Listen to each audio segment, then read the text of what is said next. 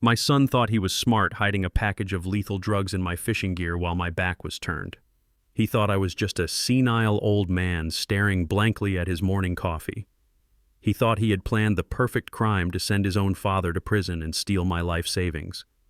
But he was wrong. I watched his every move in the reflection of the microwave door. I saw his shaking hands. I saw the sweat on his forehead. And when he stepped out of the room, I made a move that would change the history of our family forever. 30 minutes later, as I drove my old truck down the highway, I watched in the rearview mirror as my son was handcuffed face down on the asphalt. I didn't stop. I didn't turn back. I just turned up the radio and kept driving.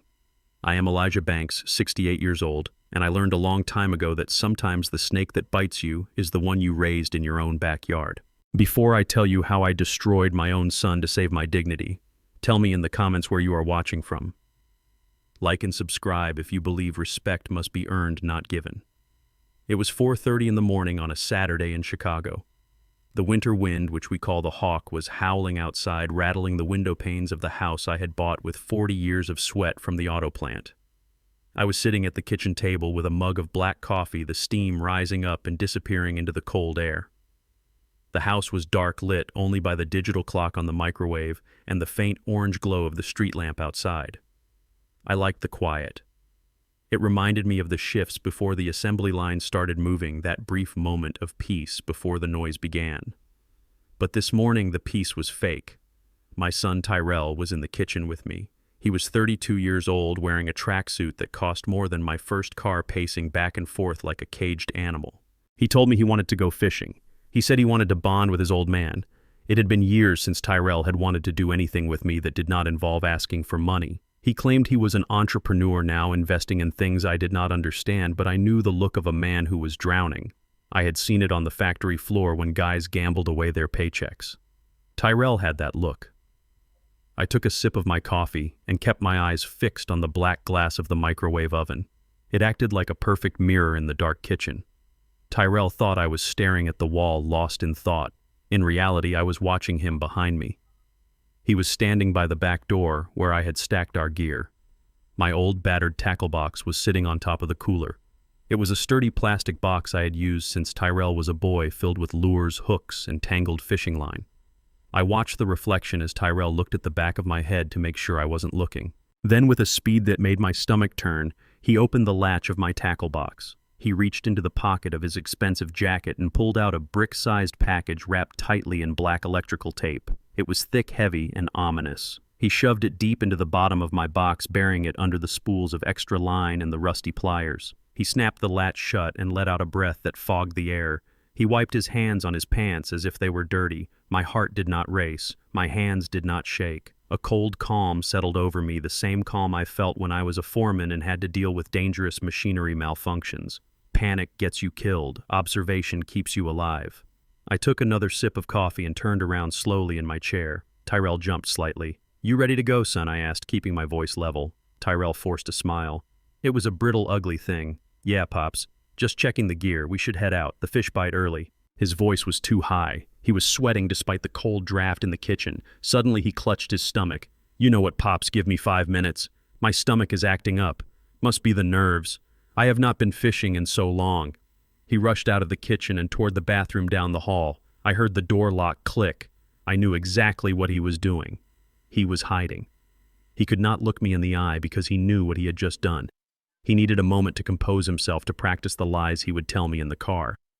I had 5 minutes, maybe less. I stood up.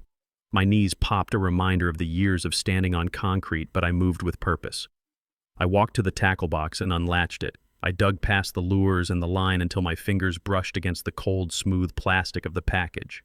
I pulled it out. It was heavier than I expected. I used my pocket knife to make a tiny slit in the tape, just enough to see what was inside. It wasn't money. It wasn't jewelry. I saw the glint of foil blister packs. I saw the labels. Hospital-grade fentanyl. High dosage. Strictly controlled.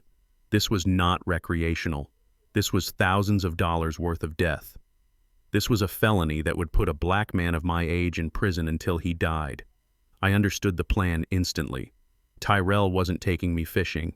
He was using me as a mule. We would drive separately as we often did because he refused to get his car dirty. He would make sure I got stopped. The police would find this in my truck. I would take the fall. He would claim ignorance, and whatever debt he was trying to pay off with this package would be settled by sacrificing his own father. I looked at the bathroom door down the hall. I could hear the water running. I taped the slit shut. I did not feel anger. Not yet. I felt a profound sense of clarity. The boy I had raised, the boy I had taught to tie a tie and throw a baseball, was gone. In his place was a predator who saw me as prey. I grabbed the package and walked out the back door into the garage. The cold air hit my face, sharpening my senses. My old Ford pickup truck was parked next to Tyrell's leased Dodge Challenger. He was so proud of that car. He polished it more than he visited his own son, Leo. I tried the handle of the Challenger. It was unlocked. Tyrell was arrogant. He thought he was untouchable in this house.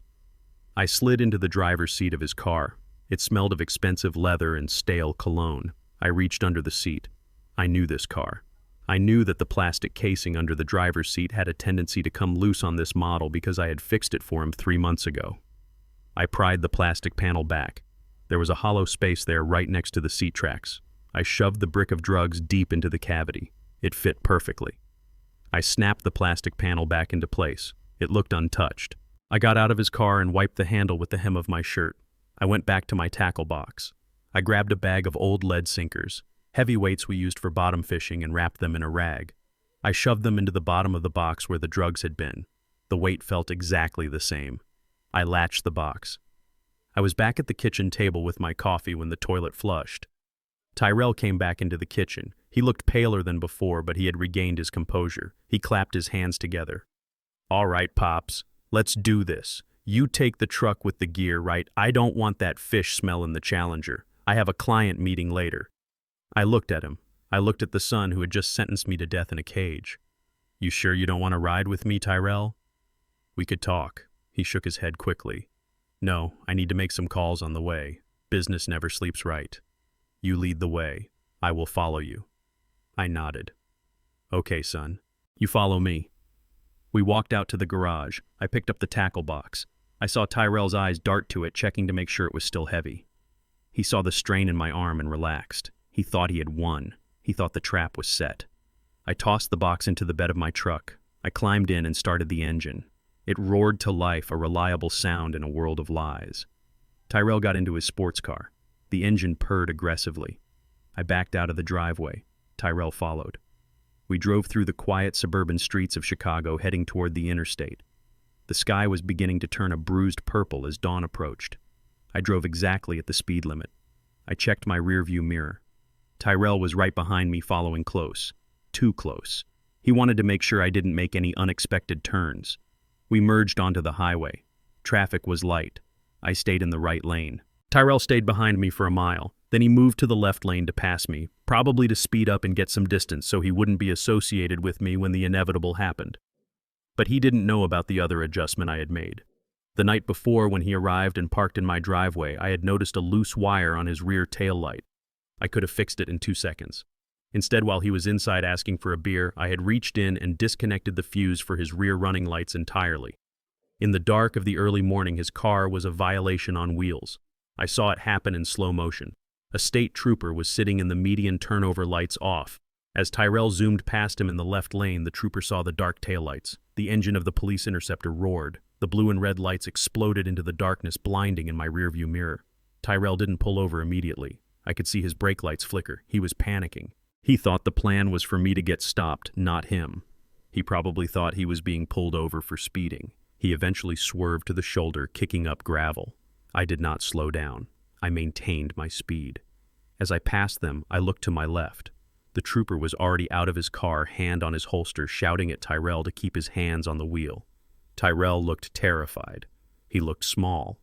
I knew what would happen next. They would run his license. They would see his record of unpaid tickets. They would have probable cause to search the car because Tyrell acted nervous when he was guilty. And they would find the package. Not in my truck, but in the car of the man who put it there. My phone started ringing on the dashboard. The screen lit up with Tyrell's name. I let it ring. I watched the scene disappear in my rearview mirror until the blue lights were just a faint pulse in the distance. I took the next exit and turned the truck around. I wasn't going fishing. I was going back to the house to change the locks. The war had started and I intended to finish it. This was just the first battle. Tyrell thought he was playing a game with a confused old man. He was about to find out that the old man had been navigating chaos since before he was born. I arrived back at my driveway as the sun finally broke over the horizon. The house looked the same, but it felt different. It was no longer a home. It was a fortress. I walked into the kitchen and poured the rest of the coffee down the sink. It was cold. Then the landline on the wall rang. I knew who it was. I picked it up. Dad. Dad, you have to help me. It was Tyrell. His voice was high and cracking, surrounded by the background noise of a busy precinct. I pretended to be confused. Tyrell, where are you?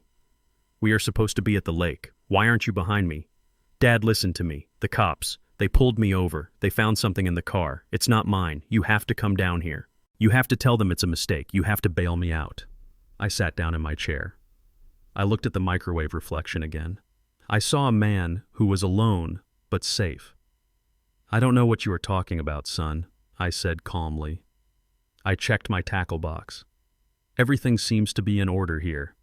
If you have something in your car that shouldn't be there, that sounds like a problem between you and the law.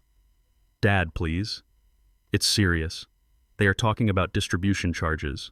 They are talking about 10 years. 10 years, I repeated. That is a long time. Maybe enough time to think about who you try to cross. I hung up the phone. I did not feel joy. I felt a heavy stone in my chest. But I also felt the steel in my spine stiffen. I knew this wasn't over. Tyrell was just the delivery boy. The architect of this disaster was his wife, Paige, and she would be coming for me next. I heard a car screech into the driveway. I looked out the window. It was Paige. She slammed her car door and stormed toward the house. She didn't look worried about her husband. She looked like a woman who had lost her winning lottery ticket. I unlocked the front door and stood in the frame blocking her path. She stopped at the bottom of the steps, her eyes wild. "Where is it?" she screamed. "Where is the box, Elijah?" I looked down at her. "The box is safe, Paige. The question is, are you?" She froze. The look on her face shifted from anger to fear. She realized then that the game had changed. The senile old grandfather was gone. The man who stood before her was the man who had survived riots, layoffs, and the death of his wife. "Get off my property," I said, "before I call the police and tell them exactly where that package came from." She glared at me, her hands balled into fists. "You are making a mistake, old man. You don't know who we owe money to. If Tyrell doesn't pay, they come for all of us, including you, and including Leo." She turned and ran back to her car. I watched her drive away. She had played her hand. She admitted there was a debt. She admitted there was a they. And she threatened my grandson. I went inside and locked the door. I went to the closet and pulled out the old shoebox where I kept my burner phone and the contact number for Jerome, my old friend who used to be a private investigator. I dialed the number. "Jerome," I said when he answered. "It's Eli. I need you to dig. My son just tried to frame me for drug trafficking to pay off a debt. I need to know who he owes and I need to know how much. And Jerome, bring your peace. I think I'm going to have visitors tonight." I hung up and sat in the dark hallway watching the door. My son was in jail. My daughter-in-law was a conspirator. My grandson was in danger. And I was the only one left standing to fix it. I wasn't going anywhere. Let them come. I walked into my kitchen and locked the deadbolt behind me. The silence of the house felt heavy, but it was a weight I was used to carrying. I hung my keys on the hook by the door, right where they had hung for 30 years. My hands were steady. I washed them in the sink, scrubbing away the grease from Tyrell's car and the invisible stain of his betrayal. I dried them on a dish towel, and then I did what I did every Saturday morning. I made breakfast. I poured grits into a pot of boiling water. I cracked 2 eggs into a cast-iron skillet that had belonged to my wife Bernice. The smell of frying butter and cornmeal filled the air, replacing the cold scent of the garage. I was not going to let my son's foolishness ruin my routine. Routine was what kept a man sane when the world tried to tear him apart. I sat down at the table and ate slowly. Every bite was a defiance. I was chewing, swallowing, and breathing, which was more than Tyrell had planned for me today. I was supposed to be in the back of a squad car. I was supposed to be answering questions about a brick of fentanyl. Instead, I was here in my castle eating my eggs. Then the phone rang. It was the landline on the wall. The shrill sound cut through the quiet like a circular saw. I let it ring 3 times before I stood up. I knew who it was. I picked up the receiver and held it to my ear without saying a word. "Dad. Dad, are you there?" It was Tyrell. His voice was a high-pitched mess of panic and static. I could hear the chaos of the precinct in the background, phones ringing, doors slamming, heavy voices shouting orders. "Hello," I said. My voice was calm, the voice of a man who had just finished a good breakfast. "Dad, why didn't you answer your cell?"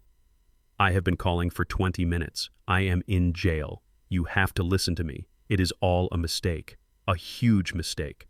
I was set up. I leaned against the wall and looked at the clock. It was 7:15. "In jail," I repeated slowly, letting the confusion seep into my tone. "Tyrell, you're not making any sense. You left here an hour ago. You said you were going to the lake. Did you get a speeding ticket?" "No, Dad, listen to me. It is not a ticket. It is possession, distribution. They found drugs in the car, in the Challenger, under the seat. I don't know how they got there. Someone put them there." I closed my eyes for a second. The lie came so easily to him. Even now, facing felony charges, he could not tell me the truth. He could not say, "I tried to frame you and it backfired." He just kept spinning the web. "Drugs," I said, making my voice sound old and weary. "Son, I told you about those energy pills you take. They are not good for your heart." "It is not energy pills," he screamed, his voice cracking. "It is fentanyl, a whole brick of it. Dad, you have to come down here. You have to bail me out. You have to bring money. Call Paige. Tell her to bring the savings. Tell her to mortgage the house if she has to. I cannot stay in here. The guys in here, they know I am not built for this." I pulled the receiver away from my ear as he shouted. I looked at it with disgust. He was begging me to mortgage the house he had tried to steal. The audacity was breathtaking. "I am having trouble hearing you, son," I said. "The line is bad. You say you want me to call Paige." "Yes, call Paige. Tell her to get the money." "I will call her," I said. "But I don't think I can drive down there today. My knees are acting up with this cold weather. You know how it gets." "Dad, no. Do not do this to me." The line went dead. The automated system cut him off. I hung up the phone. I did not call Paige. I did not have to. I knew she was already on her way. A predator knows when its trap has been sprung, and when the trap comes up empty, the predator comes looking for the bait. I sat back down and finished my coffee. I had about 10 minutes by my calculation. Paige drove fast when she was angry. I heard the tires screech in the driveway exactly 9 minutes later. I didn't get up. I heard the car door slam with a force that shook the front window. Then I heard the rapid, angry clicking of heels on the concrete walkway. She didn't knock. She had a key, a spare I had given Tyrell years ago for emergencies. The lock turned aggressively and the door flew open. Paige stood there. She was a small woman with sharp features and blonde hair that was always perfectly styled, but today she looked unhinged. Her eyes were wide and wild. She wasn't wearing a coat, just a thin sweater despite the freezing temperature. She didn't look at me. She didn't say hello. She didn't ask about her husband. She walked right past me, her eyes scanning the living room, the kitchen counters, the floor. She was hunting. "Where is it?" she hissed. I turned in my chair to watch her. "Good morning to you too, Paige. To what do I owe the pleasure?" She spun around, her face twisted in a snarl. "Don't play games with me, Elijah. Tyrell called me. He said the cops found the package in his car. That package was in your tackle box. I saw him put it there."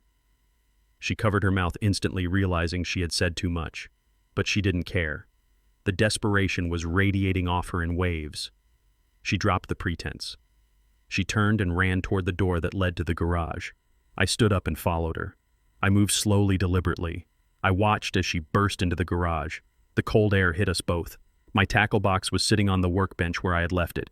Paige lunged for it. She didn't open the latches carefully. She ripped them open. She grabbed the box and turned it upside down.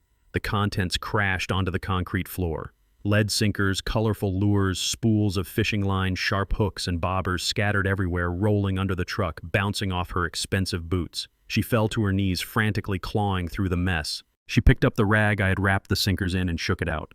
Nothing but lead weights fell out. She let out a scream that was pure primal frustration. It was the sound of a woman watching $200,000 evaporate. She threw the empty plastic box against the wall. It cracked and fell to the floor, broken just like her plan. She stood up and turned to face me. Her chest was heaving. Her face was red. The mask of the polite, successful real estate agent was gone. In its place was a cornered animal. "What did you do with it?" she screamed. She marched toward me, pointing a manicured finger in my face. "You old fool. You senile, useless old man. What did you do with the package? Did you flush it? Did you throw it in the trash? Tell me." I stood my ground. I was 6 feet 2 inches of retired steelworker. She was 5 feet 4 inches of desperate greed. I looked down at her and I didn't blink. "I cleaned my tackle box," I said calmly. "I found some trash in the bottom. I disposed of it." "Trash," she shrieked. "That was our life. That was our future. Do you have any idea what you have done? Do you have any idea who we are dealing with?" I looked at the mess on the floor. I looked at the hooks and the tangled line. It looked like a metaphor for their lives. "I know exactly what I did," I said. "I took out the garbage. And now my son is in jail because he decided to carry that garbage in his own car." Paige stared at me. Her eyes narrowed. She realized then that I wasn't confused. She realized I wasn't the helpless old man she had mocked behind my back. She realized I had outsmarted them. "You knew," she whispered. "You knew the whole time." I didn't answer. I just looked at her. "You did this on purpose," she said, her voice rising again. "You put it in his car. You sent your own son to prison. My son tried to send me to prison," I replied, my voice dropping an octave, turning into the low rumble I used when I had to fire a man for drinking on the job. "He tried to frame me. He tried to ruin me. I just returned his property." Paige stepped back. Fear flickered across her face, but it was quickly replaced by a cold, hard malice. She straightened her sweater. She took a deep breath and composed herself. When she looked at me again, her eyes were dead. "Fine," she said. "You want to play hardball, Elijah? Let's play. You think you won because Tyrell is in a cell. You haven't won anything. Tyrell is weak. He will break, but I won't." She stepped closer, invading my personal space. "You have no idea what is coming for you," she hissed. "Tyrell owes money. A lot of money. And if he doesn't pay, they come for the collateral. Do you know what the collateral is?" I waited. "It's this house," she said, looking around the garage. "And it's you. And if you think you can sit here and judge us, you are wrong. You are going to lose everything. Your pension, your savings, this dump of a house." She smiled, a cruel, thin smile. "And if you don't help us get Tyrell out, if you don't sell this place and pay what is owed, you will never see Leo again. I will take your grandson so far away you won't even find him on a map. I will tell him his grandfather is a criminal who put his daddy in jail. I will make sure he hates you until the day you die alone in this cold, empty house." The mention of Leo hit me hard. He was 7 years old. He was innocent. He was the only good thing that had come from this toxic union. She knew he was my weakness. She was holding a child hostage to cover her crimes. I felt a heat rise in my chest, a fire that I hadn't felt since the riots in the 80s. I took a step forward. Paige flinched. She saw something in my face that made her realize she had pushed too far. "Get out," I said. "What?" she stammered. I pointed to the open garage door. "Get out of my house. Get off my property." "You can't kick me out," she said, her voice wavering. "I am family." "You stopped being family the moment you tried to turn me into a mule," I roared. My voice echoed off the concrete walls. "You are a stranger. You are a thief. And if you are not off my driveway in 10 seconds, I am calling the police and I am telling them exactly who came looking for the drugs in Tyrell's car." She stared at me, weighing her options. She looked at the phone in my hand. She looked at the determination in my eyes. She knew I would do it. "Fine," she spat. "Enjoy your victory, old man. It will be your last." She turned and marched back to her car. She got in and slammed the door. She reversed out of the driveway so fast she scraped the bottom of her bumper on the curb. I watched her speed away down the street, blowing through the stop sign at the corner. I stood in the garage for a long time. The cold wind bit through my flannel shirt, but I didn't feel it. I looked at the scattered fishing gear on the floor. I bent down and picked up a single lead sinker. It was heavy and cold in my hand. I walked back into the house and locked the door. I engaged the deadbolt. I checked the windows. Then I went to the hall closet and reached up to the top shelf. I pulled down an old shoebox hidden behind the winter coats. Inside was a burner phone and a small notebook with one number written in it. Jerome, Jerome was a retired private investigator I had known since Vietnam. He was the kind of man who knew how to find things that didn't want to be found. He was the kind of man who didn't ask questions until the job was done. I dialed the number. It rang 4 times. "Yeah," a gravelly voice answered. "Jerome, it's Eli," I said. Eli Jerome said, his voice warming slightly. "It has been a minute. Everything good?" "No," I said. "Nothing is good. My son just tried to frame me for a felony. His wife just threatened to take my grandson and burn my life down. I need you to work. Tell me what you need." Jerome said, his tone shifting instantly to business. "I need you to find out everything I said. I need to know who Tyrell owes money to. I need to know how deep this hole is. And I need you to find out what Paige is really up to. She searched my garage like she knew exactly what she was looking for. She is not just a wife. She is a partner." "I am on it," Jerome said. "Give me 24 hours. And Jerome," I added, "bring your piece when you come over. I think things are going to get ugly before they get better." I heard the metallic click of a slide being racked on the other end of the line. "I will be there in an hour, Eli. Sit tight." I hung up the phone. I walked to the window and looked out at the empty street. The sun was fully up now, casting long shadows across the lawn I had mowed for 40 years. My son was in jail. My daughter-in-law was an enemy. My grandson was a pawn. I was 68 years old. I was tired. My joints ached. But as I stood there watching the street, I made a promise to my dead wife. I would not let them win. I would not let them take this house, and I would not let them destroy Leo. I went to the kitchen and poured the cold coffee down the drain. I made a fresh pot. It was going to be a long day. I was expecting Jerome. I was expecting an old friend with a revolver and a bottle of whiskey to help me guard my fortress. But when the pounding on my front door started 40 minutes later, it did not sound like a friend. It sounded like a battering ram. I opened the door before they could break it down. There were 6 of them, uniformed officers and 2 detectives in cheap suits. They did not ask permission. They pushed past me, their boots heavy on the hardwood floors I had polished just yesterday. One of them, a man with a thick neck and eyes that had seen too much, shoved a paper into my chest. "Search warrant," he barked. "Sit down, Mr. Banks. Keep your hands where we can see them." I sat on my recliner. I did not argue. I knew the drill. I had seen it enough times in the neighborhood. But this time the invasion was personal. "Why are you tearing apart my house, detective?" I asked calmly, watching a uniformed officer dump my book collection onto the floor. The detective with the thick neck stood over me. His name was Miller, according to his badge. He looked at me with a mixture of pity and disgust. "Your son is trying to cut a deal, Elijah. He says the fentanyl we found in his car belongs to you. He says you have been using again. He says he took it from you this morning to stop you from hurting yourself. He says he is just a good son, trying to protect his addict father." I felt a cold laugh bubble up in my throat, but I swallowed it. It tasted like bile.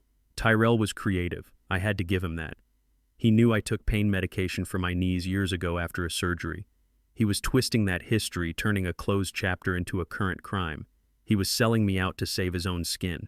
He was willing to let his father die in prison so he could walk free. "Check the garage," Miller yelled to his team. "Check the vents. Check the toilet tanks." I watched them violate my home.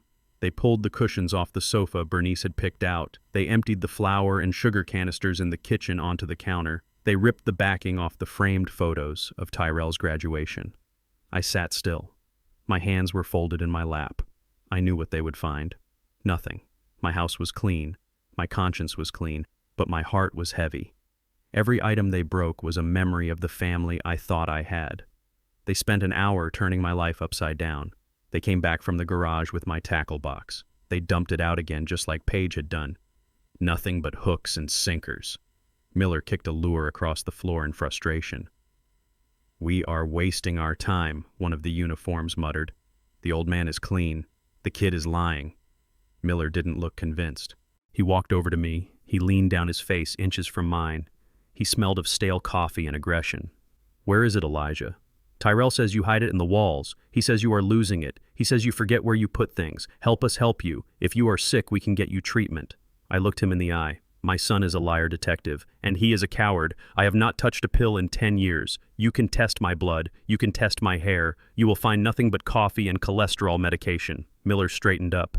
He looked around the wrecked living room. He seemed to be reconsidering, but then a shout came from the back of the house. It was from my study, the small room where I kept my bills and my old manuals from the plant. "Detective, you need to see this." Miller walked away. I stayed in the chair. I heard them murmuring in the study. I heard paper rustling. A feeling of dread crept up my neck. I knew I didn't have drugs, but I also knew Paige. And I knew she had been in this house many times when I wasn't looking. Miller came back into the living room. He was holding a manila folder. He wasn't looking at me with aggression anymore. He was looking at me with something far worse. He was looking at me with pity. He held up the folder. "Mr. Banks, do you know what this is?" I squinted. I didn't recognize the folder. "No," I said. "It was on your desk," Miller said softly. "Right on top." He opened it. It was a stack of glossy brochures and forms. I saw the logo on the top page, a rising sun over a green field. Sunrise Memory Care Facility. I felt a knot tighten in my stomach. Miller pulled out a document from the folder. It was an intake form. It was filled out in blue ink. "It says here you applied for residency last week, Elijah. It says you are voluntarily surrendering your financial autonomy due to advancing dementia. It says you have had several incidents of leaving the gas on and wandering the streets at night." He turned the page around so I could see the bottom. "Is this your signature?" I looked at the signature. It was my name. It was my loop on the E and my sharp cross on the T. But it was shaky. It looked like the signature of a man whose hands trembled, a man who was weak. I looked up at Miller. "I did not sign that." Miller sighed. He rubbed his face with his hand. "Mr. Banks, your son told us about this. He said you were planning to check yourself in. He said you knew you were getting bad. He said that is why you had the drugs. To manage the pain, to manage the confusion." I looked at the papers. This was the backup plan. If the drugs didn't put me in jail, the dementia would put me in a home. They would lock me away in a room with a view of a parking lot, medicate me until I drooled, and sell my house out from under me. Paige had planted this. She must have done it days ago, waiting for the right moment to use it. The officer behind Miller spoke up. "He seems confused, Detective." "Maybe the son is right. Look at this place. He lives alone. Maybe he forgot he signed it." They were talking about me like I wasn't there, like I was a piece of furniture that had outlived its usefulness. They saw a black man in a working-class neighborhood with a house that was too big for him, and they saw a tragedy waiting to happen. They didn't see the man who had managed a floor of 200 workers. They didn't see the man who had balanced the books for the union. I stood up. The officers' tensed hands drifting to their belts. "Sit down, Mr. Banks," Miller warned. "I am going to my computer," I said. I pointed to the laptop sitting on the coffee table, buried under a pile of magazines they had knocked over. "What for?" Miller asked. "To show you that my memory is just fine," I said, "and to show you how a snake gets into the henhouse." I sat on the sofa and opened the laptop. It was an old machine, heavy and slow, but it worked. I typed in my password. My fingers did not shake. "You think I am senile, Detective," I said as the screen flickered to life. "You think I don't notice when things move in my own house? You think I didn't notice when $20 went missing from my wallet last month? Or when my spare keys disappeared?" I clicked on an icon on the desktop. It was a security program. "I installed this 2 weeks ago," I said. "I bought 3 small cameras online. They look like smoke detectors. I put one in the kitchen, one in the garage, and one in my study, because I knew someone was stealing from me. I just didn't want to believe it was family." Miller walked around the coffee table and stood behind me. The other officers gathered around. I clicked on the library of recorded footage. I scrolled back to Tuesday. That was the day I had gone to the dentist. I was gone for 2 hours. "Here," I said. I clicked play. The video was grainy but clear enough. The timestamp showed 10:15 a.m. The angle looked down from the ceiling of my study. The room was empty for a moment. Then the door opened. Paige walked in. She wasn't wearing a coat. She looked comfortable, like she owned the place. She walked straight to my desk. She didn't look confused. She looked efficient. She pulled the manila folder from her large purse. She placed it on the desk. Then she sat down in my chair. She swiveled it back and forth, testing it. She picked up one of my pens. She pulled a piece of scrap paper from her pocket and started writing on it. She was practicing. She wrote, paused, looked at a document she had brought with her, likely an old check of mine, and wrote again. Then she pulled the intake form toward her. She signed it slowly, deliberately, making her hand shake to mimic the tremor of an old man. She blew on the ink to dry it. Then she placed the folder right in the center of the desk on top of my utility bills. She stood up, smiled at the empty room, and walked out. I hit pause. The image of Paige's smiling face froze on the screen. I looked up at Miller. The pity was gone from his eyes. It was replaced by the hard, cold look of a hunter who realizes he has been chasing the wrong prey. "That is my daughter-in-law, Paige," I said. "She does not live here. She does not have a key, or at least I never gave her one. And as you can see, she is very good at forgery." Miller stared at the screen. He looked at the fake signature on the paper in his hand. He looked back at the video. "Can I get a copy of this file, Mr. Banks?" he asked. His voice was different now, respectful. "Take the whole computer," I said. "There is more. Check the footage from the garage. You might see her scouting my tackle box last week, too." Miller signaled to the uniform. "Bag the laptop, evidence." He turned back to me. "Mr. Banks, I apologize for the mess. We are going to need you to come down to the station, not as a suspect, as a witness." I stood up. I looked at the wreckage of my home. Books, torn, photos smashed, the sanctity of my life violated by the lies of my own blood. "I will come," I said, "but first I need to make a phone call. I need to call my lawyer, and I need to call a locksmith, because nobody is getting into this house again unless I invite them." Miller nodded. "Take your time, sir. We will wait outside." They filed out of the house, their mood somber. They knew they had been played. They knew they had been used as a weapon by a son against his father. I picked up the phone and dialed Jerome. "They just left," I said. "They didn't find the drugs, but they found a fake application for a nut house. Paige planted it. I caught her on camera." "Good," Jerome said. "That buys us time. But Eli, I found something. I dug into the debt. It is worse than we thought." "Tell me," I said. "It's the Russians, Eli. Or guys who want to be Russians. Hardcore loan sharks out of the South Side. They don't just break legs, they burn things down. Tyrell owes them 200 grand. And the collateral he put up wasn't his car." "What was it?" I asked, dread pooling in my stomach. "It was your house, Eli. He gave them the deed, or at least a forgery of it. They think they own your property if he doesn't pay by Monday." "Monday," I repeated. "That is in 2 days." "Yeah," Jerome said. "And since Tyrell is in jail and the drugs are gone, they are going to come to collect from the next available owner. You need to be ready." I looked at the front door where the police were waiting. I looked at the shattered picture frame of me and Tyrell on a fishing trip when he was 10. "I am ready, Jerome," I said.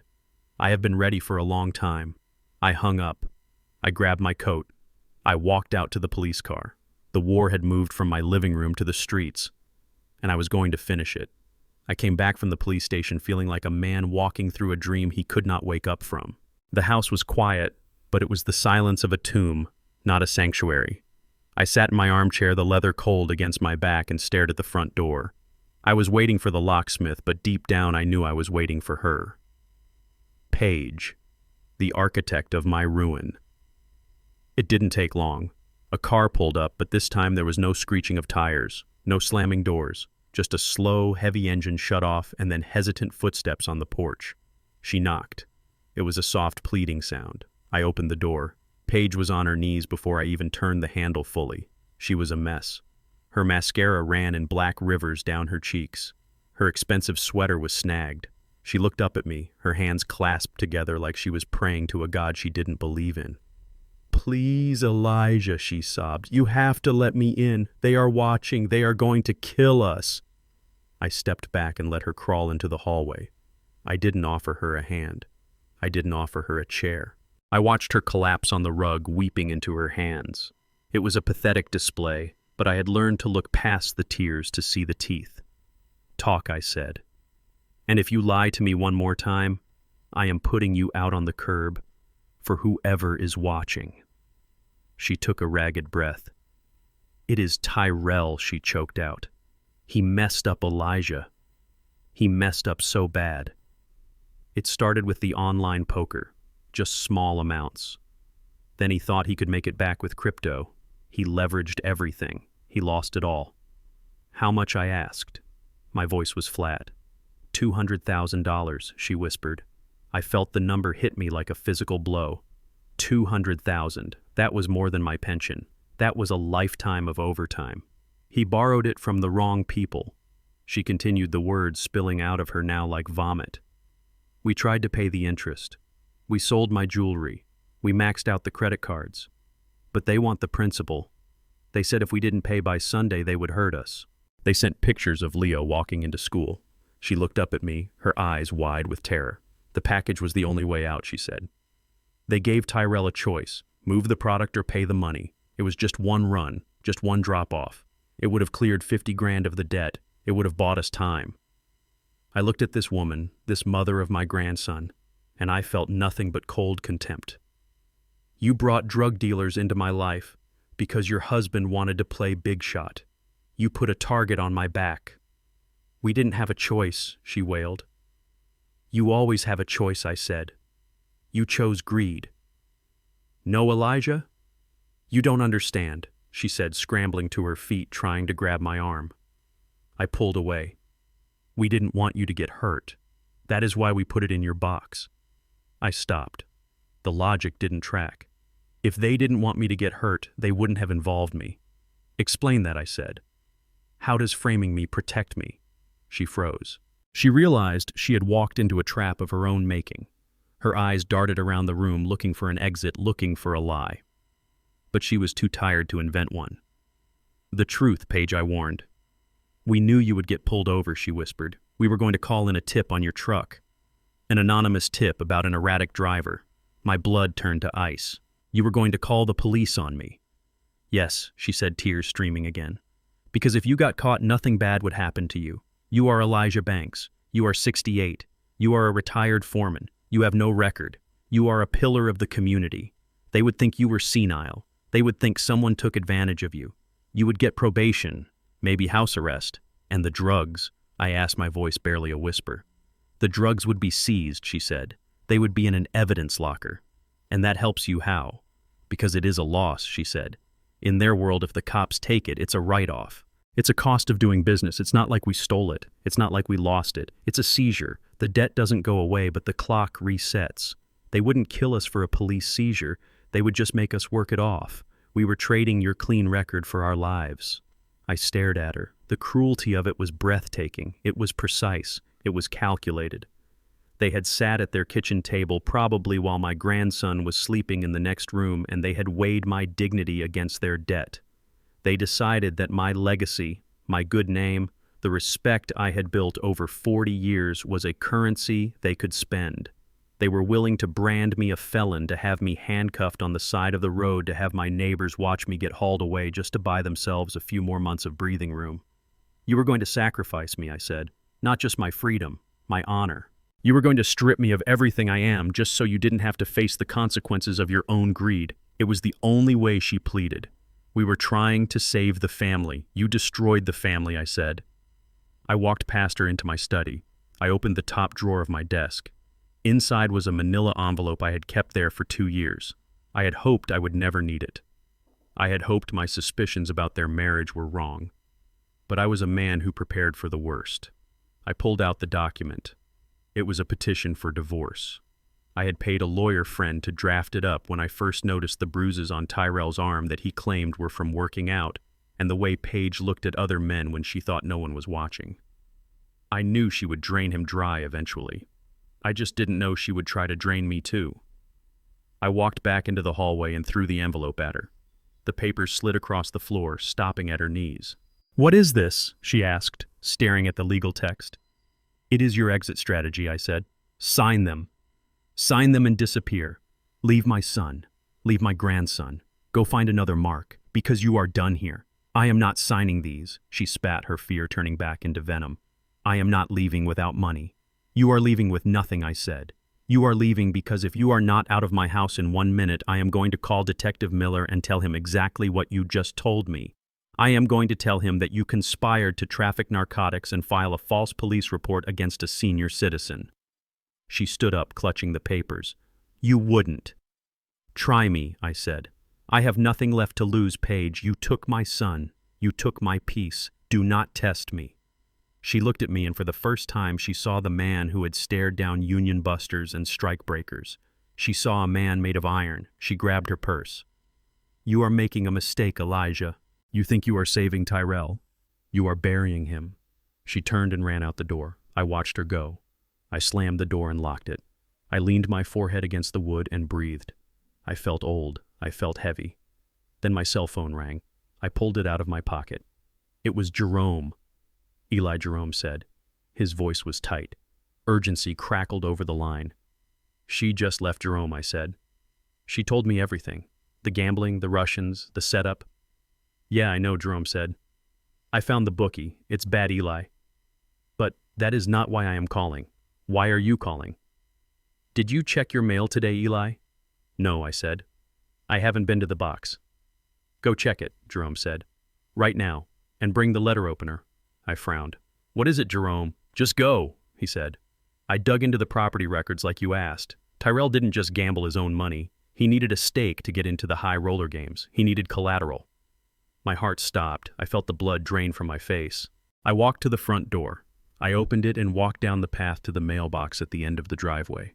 The wind whipped at my clothes. My hands were numb. I opened the metal box. Inside was a single envelope. It was thick. It was certified mail. The return address was a bank I did not bank with. I ripped it open right there on the sidewalk. I pulled out the stack of papers. The header at the top screamed in bold black letters, Notice of Default and Intent to Foreclose. I scanned the document. My eyes blurred. I saw my name. I saw my address. And I saw a loan amount, $150,000, taken out 6 months ago, secured against the deed of my home. I looked at the signature line at the bottom. There it was, Elijah Banks. It was a forgery. It was a good one, but it was a forgery. Tyrell. He had stolen the deed from my safe. He had forged my name. He had mortgaged the house my wife died in to play cards with gangsters. I put the phone back to my ear. Jerome, I whispered. I know, Jerome said softly. I saw the filing online. They forged your signature, Eli. They stole your house, and the bank is coming for it. I looked back at my home, the brick facade, the porch where I drank my coffee, the window where Bernice used to wave at me when I came home from work. It wasn't mine anymore. It belonged to a bank I had never stepped foot in. They took it, I said. They took everything. Not yet, Jerome said. We have a fight on our hands. But Eli, you need to know who notarized that loan, who I asked. It was Paige's cousin, Jerome said, the one who works at the title company. It was a family affair, Eli. They all had a hand in the pot. I crushed the letter in my fist. The paper crinkled a dry, dead sound. Come over, Jerome, I said. We have work to do. I am 5 minutes out, he said. I hung up. I walked back up the driveway. I looked at the house that was no longer mine. Anger, hot and white, replaced the cold dread in my stomach. They thought they could take my home. They thought they could sign my name and erase my life. I walked inside and went straight to the kitchen. I picked up the phone book. I looked up the number for the bank on the letterhead. It was a Saturday, but banks had emergency lines. I dialed the number. This is Elijah Banks, I said when the operator answered. You have a fraudulent lien on my property, and I am coming down there on Monday morning to burn it to the ground. I hung up before they could answer. I went to the garage.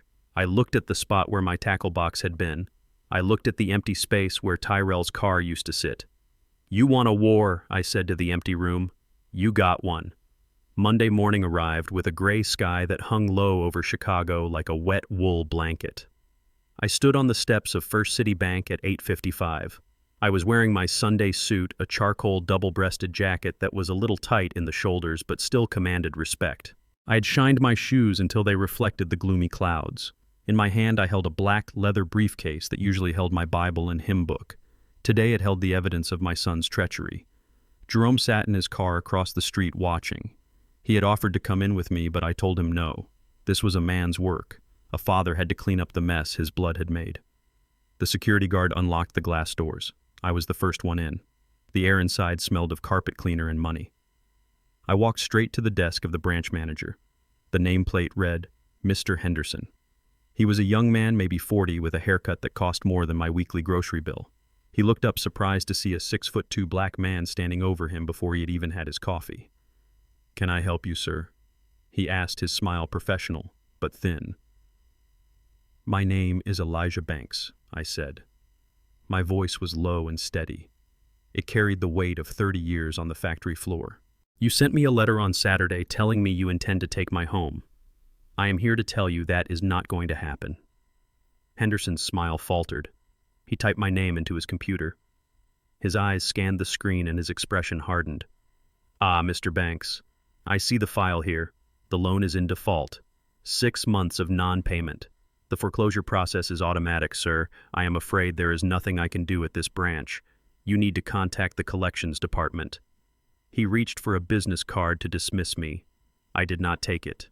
I placed my briefcase on his desk and snapped the latches open. The sound was loud in the quiet bank. You are not listening, Mr. Henderson, I said. I did not take out a loan. I did not sign a mortgage, and I certainly did not authorize you to give $150,000 to a thief who forged my name. Henderson sighed. He looked bored.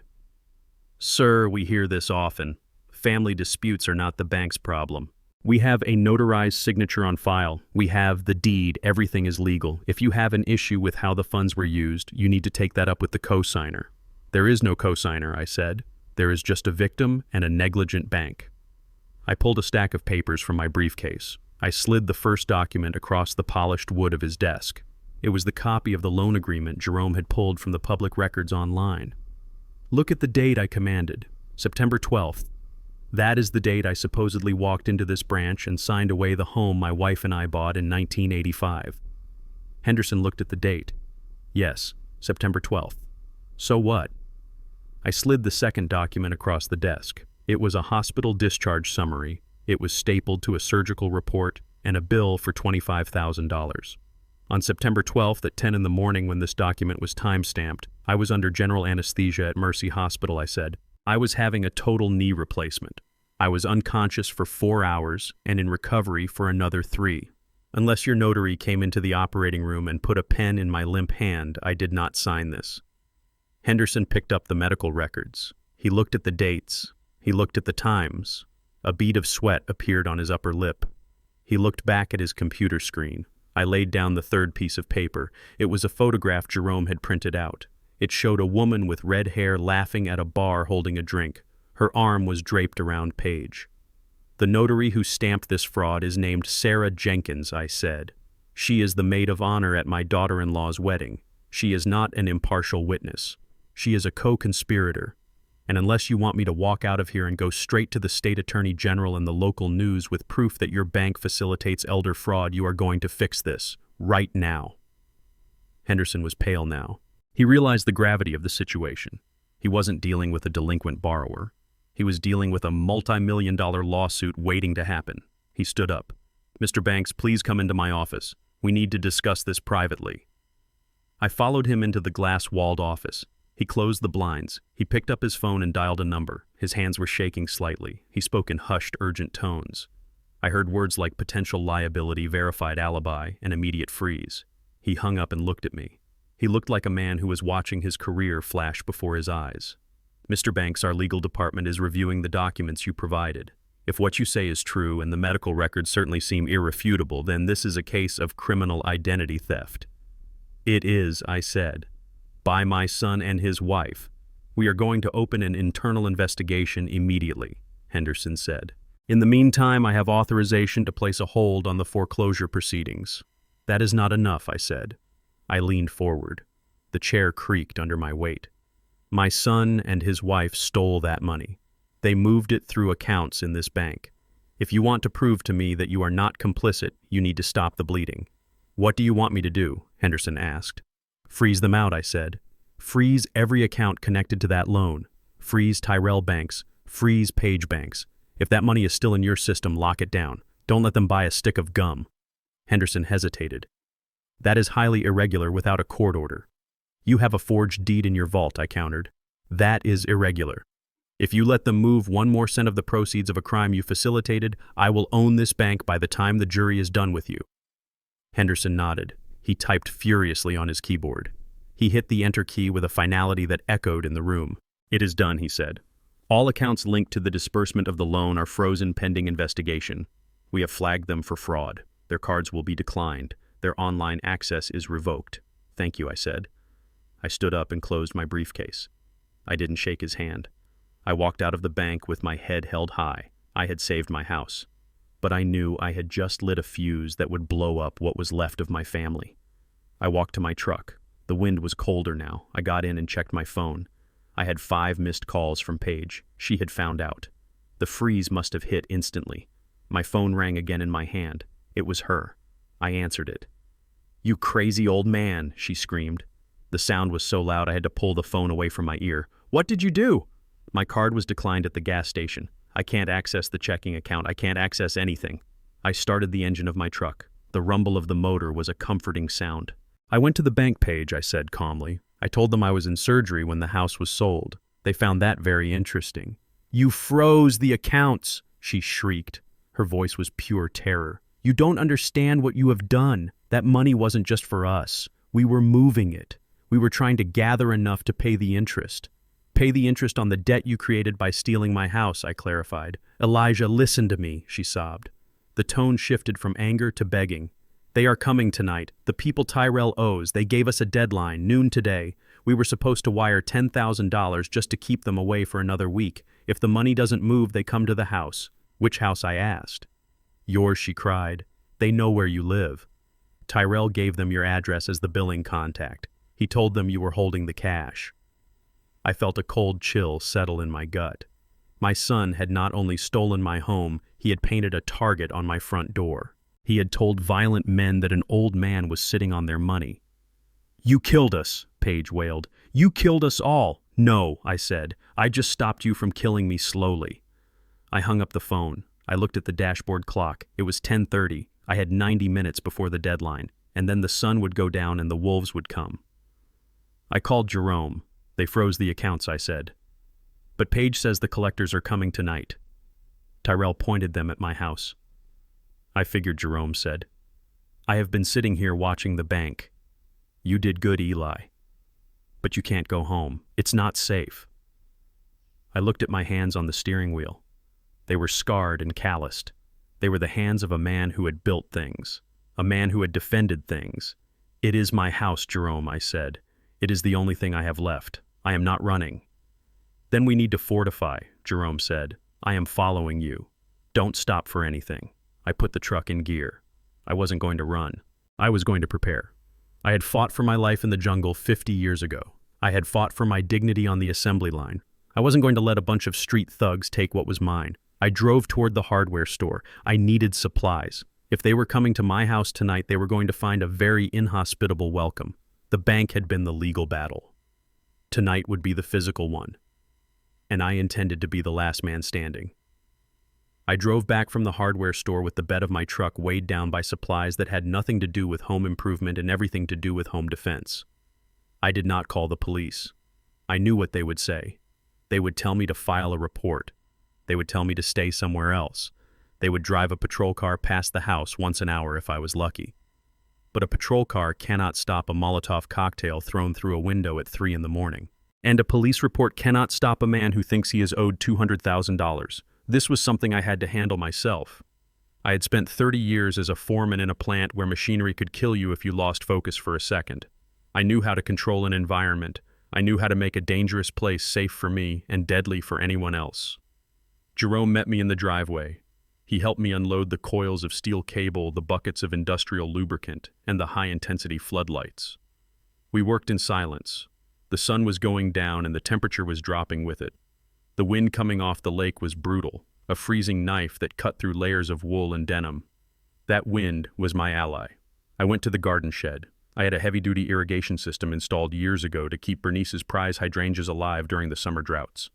In the winter, the pipes were usually drained to prevent bursting. Today, I reversed the process. I hooked up the main intake valve directly to the high-pressure line that fed the garage slop sink. I bypassed the regulators. I positioned the sprinkler heads not toward the garden beds but toward the driveway and the front porch. I adjusted the nozzles from a gentle mist to a hard, direct jet. Jerome watched me work, his breath puffing in the air. "You are going to turn the yard into a skating rink, Eli." I tightened a valve with a wrench. "No, Jerome.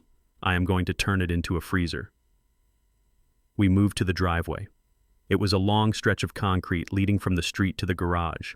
I took the buckets of industrial lubricant, a thick, viscous sludge we used to use on the conveyor belts, and I poured it in strategic patches near the front steps and the garage door. In the dark, it would look like wet pavement. In reality, it was slicker than black ice. Finally, I rigged the lights. I mounted 2 industrial halogen lamps on the roof of the porch, aiming them directly at eye level for anyone walking up the path. I wired them to a single switch inside the hallway. Next to the switch, I set up my old megaphone, the one I used to direct shifts on the factory floor when the machinery was too loud for shouting. By midnight, the house was dark. To anyone watching from the street, it looked like a sleeping giant. The windows were black. The car was in the garage. Silence hung over the neighborhood.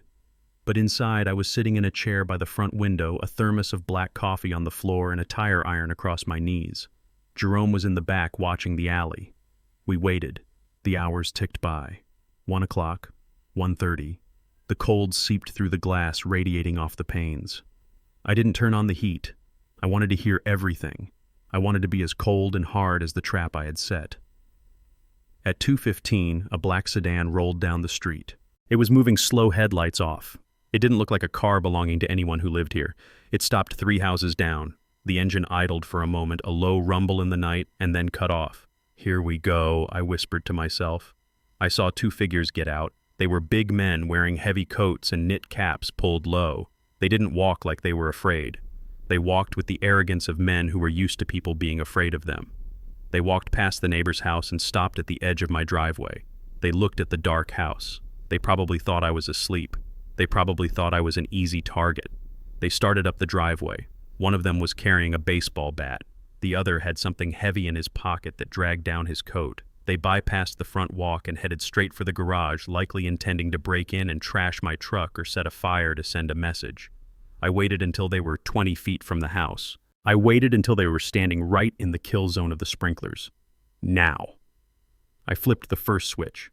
The irrigation system roared to life. It wasn't a gentle hiss. It was the sound of a fire hose engaging. The water hit them with the force of a punch. In the sub-zero temperature, the water was a shock to the system that could stop a heart. It soaked their heavy coats instantly. It drenched their faces, their hands, their weapons. I heard them scream. It was a sound of pure shock. They tried to run forward to get out of the spray, but their feet hit the patches of industrial lubricant. The first man, the one with the bat, went down hard. His feet flew out from under him and he landed flat on his back on the concrete. I heard the crack of the bat hitting the ground. He tried to scramble up, but the water was relentless, pounding him into the slick surface. The water was already starting to freeze on his clothes, turning his coat into a heavy, stiff straitjacket. The second man tried to retreat, but he slipped and fell to his knees. He was crawling, shielding his face from the icy blast.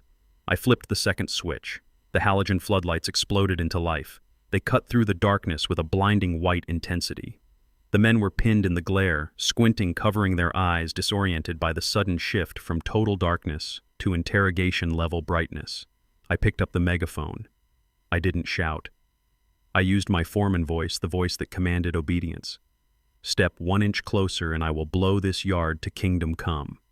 It was a bluff. I didn't have explosives, but I had a gas line and they knew it. To them, I was a crazy old man who had trapped them in ice and light. They couldn't see me. They could only hear the voice of God thundering from the house they thought was defenseless. "I have the gas line rigged," I announced, my voice booming over the sound of the rushing water. "1 spark, that is all it takes. Do you want to die for a debt that isn't yours?" The man on the ground managed to slide backward, pushing himself away with his heels. He was shivering violently. The water had soaked through to his skin and the wind chill was turning him into a statue. His partner grabbed him by the collar and dragged him toward the street, slipping and sliding on the oil. They were retreating. They were broken. They had come to intimidate, and they had been met with the elements weaponized by a man who knew how to use them. I watched them scramble back to their car. They fell twice more before they reached the safety of the street. They threw themselves into the sedan, soaking the interior. The engine roared to life, tires spinning on the asphalt as they sped away. I turned off the lights. I turned off the water. The silence returned, but now it was the silence of victory. Jerome came into the front room. He was grinning. "That was biblical Eli," he said. "I haven't seen anything like that since we flooded the tunnels in '68. I didn't smile. I watched the taillights disappear. I knew this wasn't the end. This was just a skirmish. "Go check the garage door, Jerome," I said. "I think they left something before they ran." Jerome went out the side door. I watched him through the window. He shined his flashlight on the white metal of the garage door. He stood there for a moment. Then he came back inside. He didn't look happy. "What is it?" I asked. "Spray paint," Jerome said. "They must have hit it right before the water got them." "What does it say?" Jerome hesitated. Life for life. 3 days. I sat back in my chair. The adrenaline drained out of me, leaving me cold. Life for life. 3 days. They weren't just threatening me anymore. They were threatening a trade. My life for Tyrell's debt. Or maybe Tyrell's life for the debt. Or maybe Leo. I realized then the position I was in. I hated what my son had done. I hated the man he had become. I hated that he had tried to frame me. But if I did nothing, if I just sat here in my fortress and let the clock run out, they would kill him. They would kill him in prison, or they would kill him the moment he got out. Or they would kill my grandson to make a point. I couldn't let that happen. Not because I loved Tyrell. That love was buried under layers of betrayal, but because I was a father. And a father doesn't let the streets execute his son. That was the job of the law. That was the job of the justice system. Tyrell deserved to rot in a cell for 20 years. He deserved to lose his freedom, but he didn't deserve to be butchered by thugs over a gambling debt. If he died, they won. If he died, the debt was settled in blood, but the lesson was lost. I needed him alive. I needed him alive to stand in front of a judge. I needed him alive to look me in the eye and see that I was the one who put him there. I needed him alive so I could strip him of his inheritance legally, so I could ensure he never touched a dime of my money again. I stood up. My knees popped again. 3 days, I said. That is Monday. Jerome nodded. What are you going to do, Eli? I am going to save his worthless life, I said. But not the way he thinks. I went to the kitchen and made a fresh pot of coffee. I needed to think. I needed a plan that would satisfy the debt without paying it, a plan that would protect my grandson, and a plan that would ensure Tyrell spent the next decade in a place where he couldn't hurt anyone else. I looked at the clock. It was 3 a.m. We are going to visit Tyrell, I said. In jail? Jerome asked. Yes, I said. I need to look him in the eye. I need to know exactly how deep this goes. And I need to get it on tape. I went to my bedroom and changed my shirt. I put on a fresh flannel. I grabbed the digital voice recorder I used to use for union meetings. I checked the batteries. They were full. Let's go, Jerome. We walked out into the freezing night.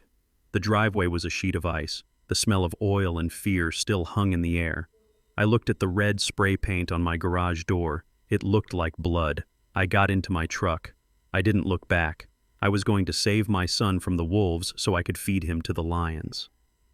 The Cook County jail smelled like bleach, unwashed bodies, and hopelessness. It was a smell I knew from my youth, from visiting cousins who had taken the wrong path, but I never thought I would smell it on my own son.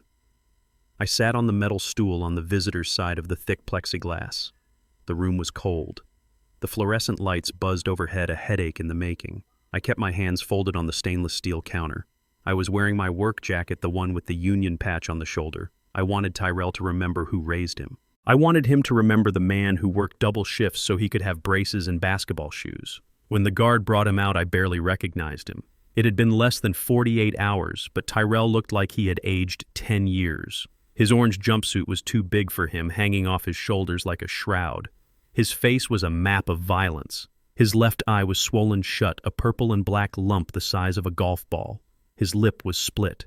There were scratches on his neck. He walked with a limp, favoring his right side. He looked like a man who had discovered that his arrogance was not a shield in a place like this. He sat down opposite me. He picked up the phone. His hands were shaking so bad he almost dropped the receiver. I picked up mine. "Dad," he choked out. Tears started streaming down his face immediately. "Dad, you came. You have to get me out of here. Please. You don't know what it is like in here. They know I am soft. They took my shoes. They took my commissary money. One of the guys in my block, he says I have to pay rent or he's going to break my fingers." I looked at him. I didn't feel the urge to comfort him. I felt a cold, hard distance. This was the man who had tried to plant a felony in my truck. This was the man who had mortgaged my home to pay a bookie. "You look terrible, Tyrell," I said. My voice was steady. "I am dying in here, Dad," he sobbed. "You have to bail me out. The judge set it at $50,000. You have the house. You have the equity. I know you stopped the foreclosure. Paige told me the accounts are frozen. But you can unfreeze them. You can sell the house. Please, Dad, sell the house and get me out. I will pay you back, I swear. I will work for the rest of my life to pay you back." I watched him beg. He was willing to make me homeless to save himself from a few bruises. He hadn't learned a thing. He still thought my life was a resource for him to consume. "The house isn't for sale, Tyrell," I said. "It never was. And even if it was, I wouldn't use the money to bail out a drug trafficker." He slammed his hand against the glass. The guard behind him took a step forward, hand on his baton. Tyrell flinched and cowered. "I am not a drug trafficker," he hissed, leaning close to the glass. "I made a mistake. Just one mistake. One mistake," I repeated. "Forging my signature on a deed is not a mistake. That is a crime. Putting fentanyl in my tackle box is not a mistake. That is attempted murder of my freedom." "Dad, listen," he pleaded. "It wasn't my idea. None of it was my idea. I was desperate. I was scared. I reached into the pocket of my flannel shirt. I felt the small digital recorder I had placed there before I left the house. It was running. I needed this. I needed him to say it. I needed him to absolve me and condemn himself, not for my sake, but for the law." "Who had the idea, Tyrell?" I asked. I leaned in. "Tell me the truth. For once in your life, look me in the eye and tell me exactly how this happened. Who put the drugs in my box? Who signed the papers?" Tyrell looked around the room, paranoid.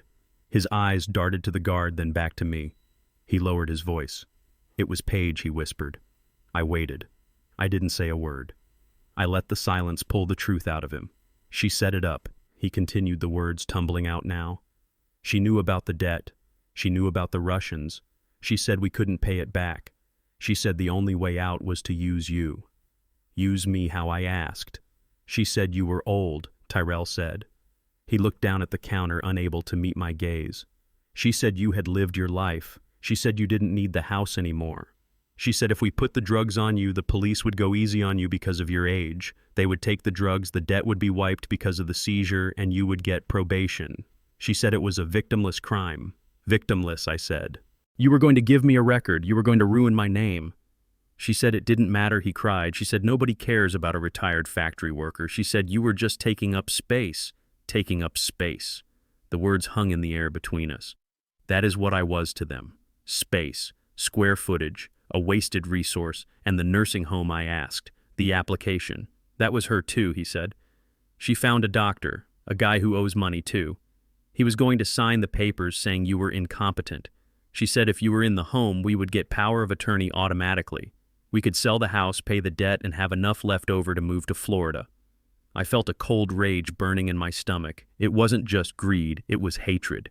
Paige didn't just want money. She wanted me gone. She wanted to erase me. "And Leo?" I asked. "What about my grandson?" Tyrell looked up. His face was twisted with misery. "She said if you were in jail or the home, she would get full custody," he admitted. "She said we could cut you out completely. She wants your life insurance, Dad. She checked the policy. She knows Mom left you a double indemnity clause. She said if you died in prison, it might pay out sooner." I sat back. I had heard enough. I had the confession. I had the motive. I had the conspiracy laid bare. My daughter-in-law was not just a thief. She was a monster who had calculated the value of my death down to the penny. And my son, this weak, pathetic man sitting in front of me, had gone along with it. He had nodded his head. He had signed the papers. He had put the tape on the brick of drugs. I reached into my pocket and pulled out the recorder. The little red light was steady. I pressed the stop button. The click was loud in the quiet space between our phones. Tyrell stared at the device. His eyes went wide. "Dad, what is that?" "It is your insurance policy," I said, "but not the kind you wanted." "You recorded me," he whispered. "Every word I said." Why, he asked. "Why would you do that to me? I am your son." "Because I am done being your victim." "Tyrell," I said. I stood up. My knees popped, but I stood tall. I looked down at him through the glass. "I am not selling the house," I said. "I am not bailing you out. I am going to take this recording to my lawyer, Dr. Montgomery, and then I am going to take it to the district attorney." "Dad, no," he screamed. He stood up, knocking the stool over. "You can't. They will kill me in here, or they will lock me away forever. You are sending me to prison." "You are already in prison, son," I said. "And honestly, it is the safest place for you." "What do you mean?" he stammered. "The Russians came to the house last night," I said. "They painted a message on the garage door. Life for life. 3 days. They want their money, Tyrell. And they know you don't have it. If you walk out of here today, if I bail you out, they will find you. And they will kill you." Tyrell turned pale. The blood drained from his battered face. He slumped against the glass. They came to the house, he whispered. Yes, I said. And I handled them, but I can't handle them forever. And I won't handle them for you. You created this debt. You created this danger. Now you get to live in the only place they can't reach you. You are leaving me here, he said. He sounded like a child who had been left at the mall. I am keeping you alive, I said. You will stay in custody. You will go to trial. You will likely be convicted based on this recording and the evidence in your car. You will go to a federal facility. It will be hard. It will be ugly, but it will have walls and guards, and the loan sharks can't get to you there. Dad, please, he wept. I am sorry. I am so sorry. I was weak. She made me do it. She didn't make you do anything, I said. You are a grown man. You chose her. You chose the cards. You chose the drugs. Now you have to choose to survive. I turned to leave. Dad, wait, he shouted. What about Leo? What about my son? Paige will take him. She will run. I looked back at him one last time. Paige isn't going anywhere, I said. I am coming for her next. And when I am done, Leo will be with the only person who actually gives a damn about him. I hung up the phone. I didn't look back as the guard grabbed Tyrell by the arm and hauled him away. He was screaming my name, but I shut it out. I had done what a father had to do. I had saved his life by sacrificing his freedom. It was a fair trade. I walked out of the jail into the parking lot. Jerome was waiting in the truck. He saw my face and knew I had what we needed. You get it? He asked. I got it, I said. He sang like a bird. It was Paige. All of it. Jerome nodded. Good. Because I got a ping on her location. She is at the apartment, and she is packing. She listed her furniture on Craigslist an hour ago. Fire sale prices. She is running Eli. She thinks she is running, I said. I climbed into the truck. The engine roared to life. I felt a grim satisfaction. The legal case was built. My son was secure, albeit in a cage. Now there was only one loose end left. The mastermind. Let's go, Jerome, I said. I want to say goodbye to my daughter-in-law before she tries to steal my grandson. We drove out of the city, heading toward the rental duplex where Paige and Tyrell lived. The sky was dark, promising snow. It was fitting. A storm was coming, and I was bringing it. Jerome sat in the passenger seat of my truck, the glow of his tablet illuminating his face in the dim light of the afternoon. We were parked down the street from the duplex where my son and his wife lived. It was a gray, clapboard building that had seen better days, much like the people inside it. The wind was picking up, whipping dead leaves against the windshield. She is moving fast, Eli Jerome said, his fingers tapping on the screen. She just sold the living room set for $200. Cash only. Pick up immediately. And she booked the flights. Where to? I asked, my hands tightening on the steering wheel. Cancun, Jerome said. One way. Departs O'Hare at 6:45 tonight. That gives her less than 3 hours. And Leo, I asked. The name of my grandson felt heavy in my mouth. 2 tickets, Eli Jerome confirmed. 1 adult, 1 child. She is taking him. I felt a cold fire in my gut. Taking a child across international borders without the father's consent was kidnapping, but Paige didn't care about laws anymore. She was a rat fleeing a sinking ship, and she was taking my grandson as a shield or a bargaining chip. Maybe she thought she could ransom him back to me later. Maybe she just wanted to hurt me. She cleared out the joint checking account an hour ago, Jerome added. What was left of it anyway. And get this. I tapped into her recent purchases. She didn't buy food. She didn't buy clothes for the boy. She bought a burner phone and sleeping pills. Sleeping pills, I repeated. For the flight, probably, Jerome said grimly. To keep the kid quiet. Eli, she is desperate. Desperate people do dangerous things. I put the truck in gear. I didn't wait for another update. I pulled away from the curb and drove the 100 yards to the duplex driveway. A beat-up van was just pulling out the back, loaded with Tyrell's leather sofa.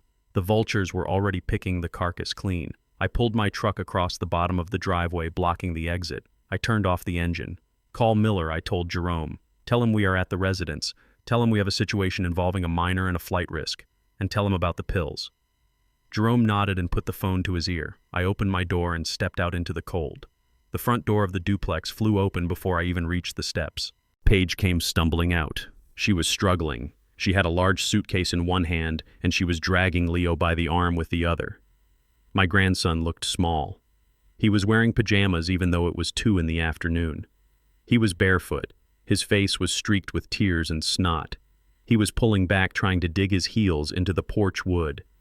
"Mommy, wait," he cried. "My shoes. I need my shoes." "Shut up," Leo Page snapped. She yanked him so hard he almost fell down the steps. "We don't need shoes. We are buying new ones. Move." She looked up and saw me standing at the bottom of the stairs. She froze. Her eyes went from me to the truck, blocking the driveway. She dropped the suitcase. It fell with a heavy thud. "Get out of my way, Elijah," she screamed. I looked at Leo. He was shivering. His lips were blue. He hadn't eaten. I could tell by the hollow look in his eyes. He looked at me with a mixture of fear and hope that broke my heart. "Grandpa," he whispered. "Go back inside, Leo," I said gently. "It is too cold out here for you."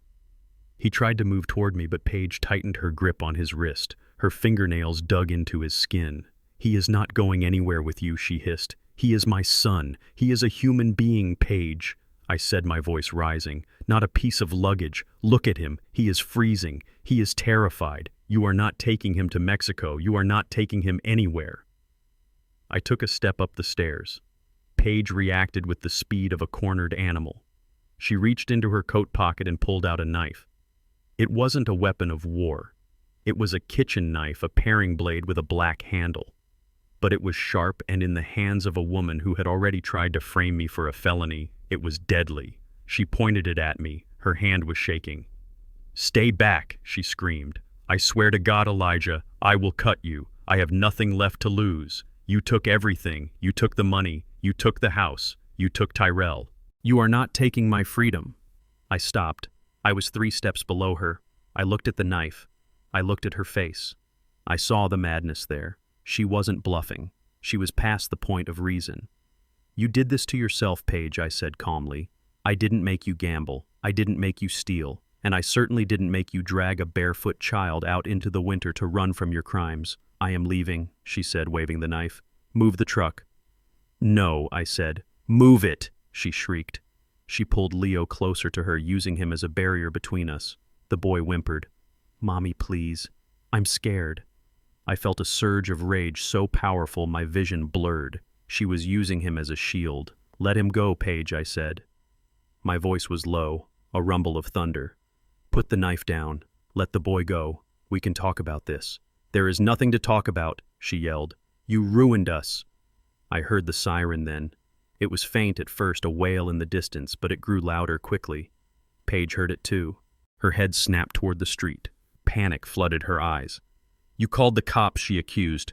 "I told you, Paige. I said, I am done playing games." She looked at the street. She looked at me. She looked at the knife in her hand. For a second, I thought she might lunge at me. I braced myself. I was old, but I still knew how to disarm someone. I would take the cut to save the boy. But she didn't lunge. She hesitated. And in that moment of hesitation, 2 police cruisers screeched around the corner, lights flashing. They pulled up onto the lawn tires, churning the frozen grass. Doors flew open. Officers poured out, guns drawn. "Drop the knife," one of them shouted. "Drop it now." It wasn't Miller. It was a uniformed sergeant. He didn't know the backstory. He just saw a woman with a knife and a child. Paige looked at the cops. She looked at Leo. She realized it was over. The fight went out of her. Her shoulders slumped. The knife clattered onto the wooden porch. She released Leo's arm. Leo didn't wait. He didn't look at his mother. He ran. He scrambled down the stairs, his bare feet slapping on the cold wood. He threw himself at me. I caught him. I wrapped my heavy coat around him, engulfing his small, shivering frame. I lifted him up. He buried his face in my neck, sobbing. "It is okay, Leo," I whispered, stroking his hair. "Grandpa is here. You are safe." The police swarmed the porch. They grabbed Paige. They spun her around and cuffed her. She didn't fight. She just started screaming. Not at them. At me. "I hate you," she howled as they dragged her down the steps. "I hate you. You stole my life." I watched them put her in the back of the cruiser. I didn't feel triumph. I felt exhaustion. Jerome walked up the driveway. He had a small bag in his hand. He had gone into the house while the police were securing Paige. "I found this in her purse inside the door," Jerome said to the sergeant. He held up a clear plastic bag. Inside were pills, lots of them, not in a prescription bottle, loose. And next to them a stack of cash wrapped in a rubber band. That looks like oxy, the sergeant said. And that cash looks like flight money. We also found this, Jerome said, handing the sergeant a piece of paper. It was a note. I read it over the sergeant's shoulder. It was a list. Sell couch, sell TV. Drug Leo for flight. Dump car at airport. Drug Leo. I hugged my grandson tighter. She had written it down. She had planned to sedate him like an animal to smuggle him out of the country. That is child endangerment, the sergeant said, his face hard. Add possession with intent to distribute. Add assault with a deadly weapon. He looked at me. Are you the grandfather? Yes, I said. I am Elijah Banks. Is there anyone else who can take custody of the child, he asked. The father. The father is in county jail, I said. I am all he has. The sergeant nodded. He looked at Leo, who was clinging to me like a lifeline. We will have to call Child Protective Services to formalize it, the sergeant said. But given the circumstances, I don't think anyone is going to argue with you taking him home tonight. Just keep him warm. Thank you, officer, I said. I carried Leo to my truck. I put him in the passenger seat and buckled him in. I turned the heater up to full blast. Grandpa Leo asked, his voice small. Where is Mommy going? She is going away for a while, Leo, I said. She did some bad things. Is she coming back? He asked. Not for a long time, I said. He didn't cry. He just nodded. He looked out the window at the police cars. He looked older than 7. He looked like a Banks. I got in the driver's seat. Jerome climbed in the back. You did it, Eli, Jerome said softly. You got them both. I looked at my grandson. I looked at his bare feet warming up in the heat of the vent. I didn't get them, Jerome, I said. I just stopped them from taking the only thing that matters. I put the truck in gear. We drove away from the duplex. I wasn't going back to my house yet. It was still a crime scene. It was still a target.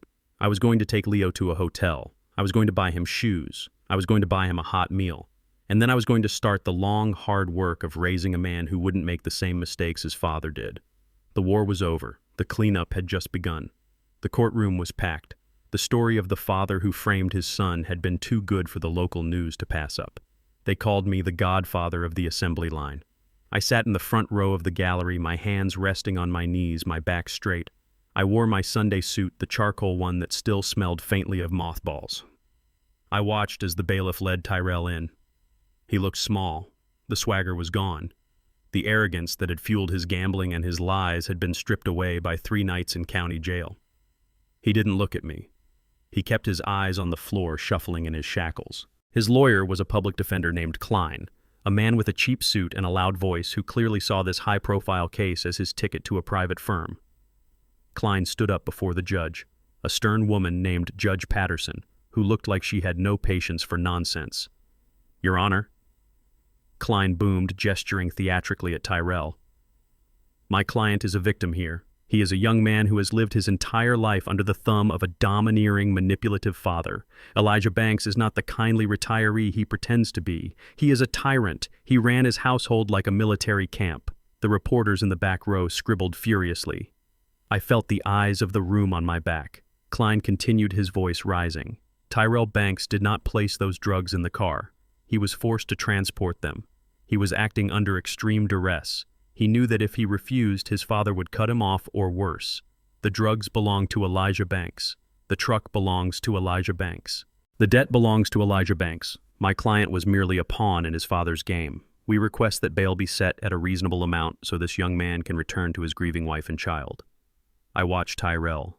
He nodded along with the lies, a pathetic bobbing of his head. He was doubling down. He was willing to destroy my reputation, my history, and my freedom just to get a breath of fresh air. The prosecutor, a sharp woman named Ms. Vance, stood up. Your Honor, the state disputes these characterizations entirely, and to address the issue of bail and flight risk, the state calls Elijah Banks to the stand. A murmur went through the room. Klein looked surprised. He hadn't expected me to testify at a bail hearing. He thought I would hide in shame. I walked to the stand. My steps were heavy but steady. I swore on the Bible. I sat down and adjusted the microphone. I looked out at the sea of faces, and then I looked directly at my son. He flinched. Mr. Banks, Ms. Vance asked, Did you coerce your son into trafficking narcotics? No, ma'am, I said. My voice was deep and calm. I spent 40 years building cars and raising a family. I have never touched illegal drugs in my life. The defense claims you control your son's movements, she said, that you are the mastermind behind this operation.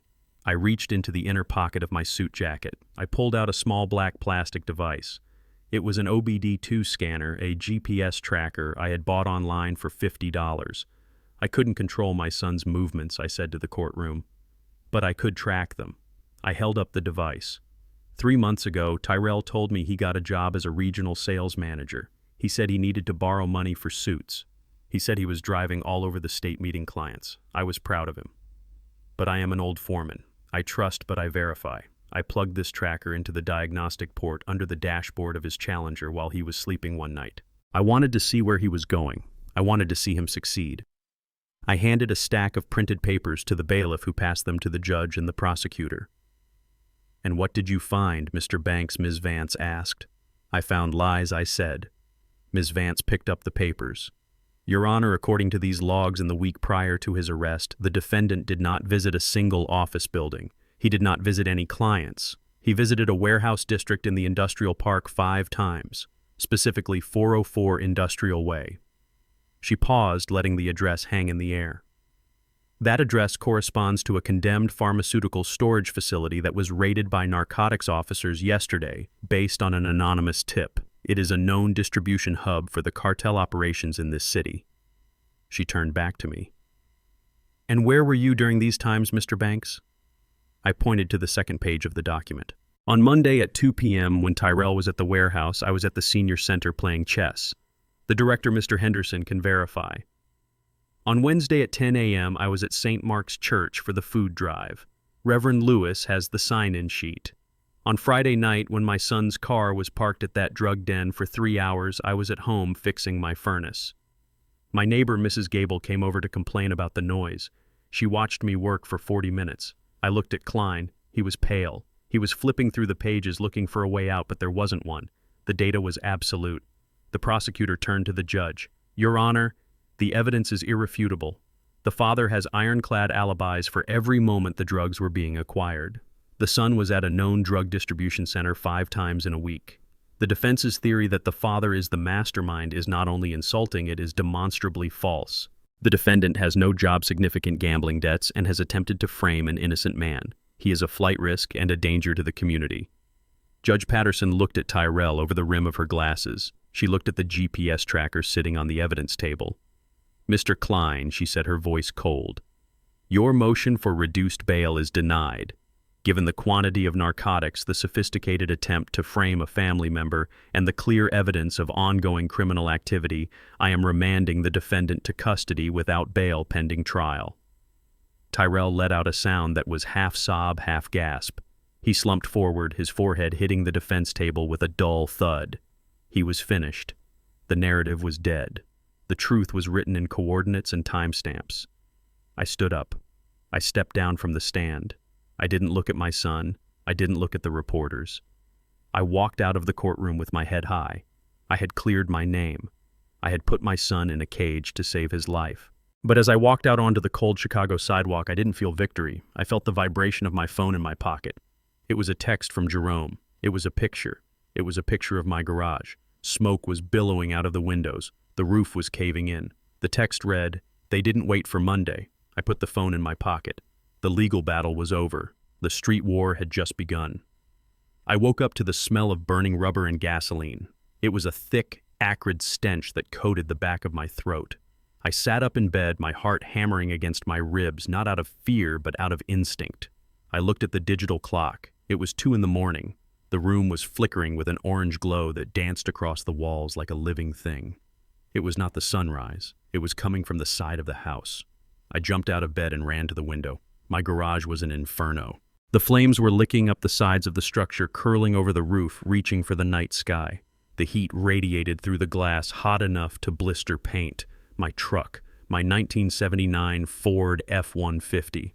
The truck I had bought brand new the year I got promoted to foreman. The truck I had taught Tyrell to drive in. It was inside that garage, along with my tools, my lathe, my saws, the workbench my father had built. 40 years of history was being turned into ash and twisted metal right before my eyes. The loan sharks. They hadn't waited for Monday. They hadn't waited for the 3 days to expire. They saw Tyrell get denied bail on the news. They saw their investment locked in a cage, and they decided to cut their losses and send a message. They were burning me out. I didn't scream. I didn't freeze. I turned and ran into the hallway. I went straight to the guest room where Leo was sleeping. He was curled up under a quilt thumb in his mouth, oblivious to the destruction outside. "Leo," I said, shaking him gently. "Wake up, son. We have to go." He opened his eyes, sleepy and confused. "Grandpa, what is that smell?" "It is just a little fire outside, Leo," I said, keeping my voice calm and steady. "Nothing to worry about. But we have to go visit Mrs. Gable next door. Right now." I wrapped him in a blanket and picked him up. He was getting heavy, but adrenaline gave me the strength of a man half my age. I carried him down the stairs and out the back door, away from the heat and the smoke. The cold night air hit us, a sharp contrast to the furnace of the garage. I ran across the frozen lawn to Mrs. Gable's house. She was already on her porch, wrapped in a robe, staring at the flames in horror. She saw me coming and opened her door. "Take him, Martha," I said, handing Leo to her. "Don't let him look. Just take him to the back room and turn on the television." "Elijah, your house," she gasped. "The house is brick, Martha," I said. "It will hold. The garage is gone. Call 911. Tell them everyone is out." She nodded, her face pale, and pulled Leo inside. I watched the door close. My grandson was safe. That was all that mattered. I walked back to my yard. I stood on the driveway, the heat from the fire drying the sweat on my forehead. I watched the roof of the garage collapse inward with a sickening crunch. Sparks flew up into the darkness like angry fireflies. I heard the tires of my truck explode one by one. Boom, boom, like gunshots. I didn't cry. I didn't feel sadness. I felt a cold, hard clarity. They had taken my past. They had burned my memories. But they hadn't taken me. A black sedan drove slowly past the house.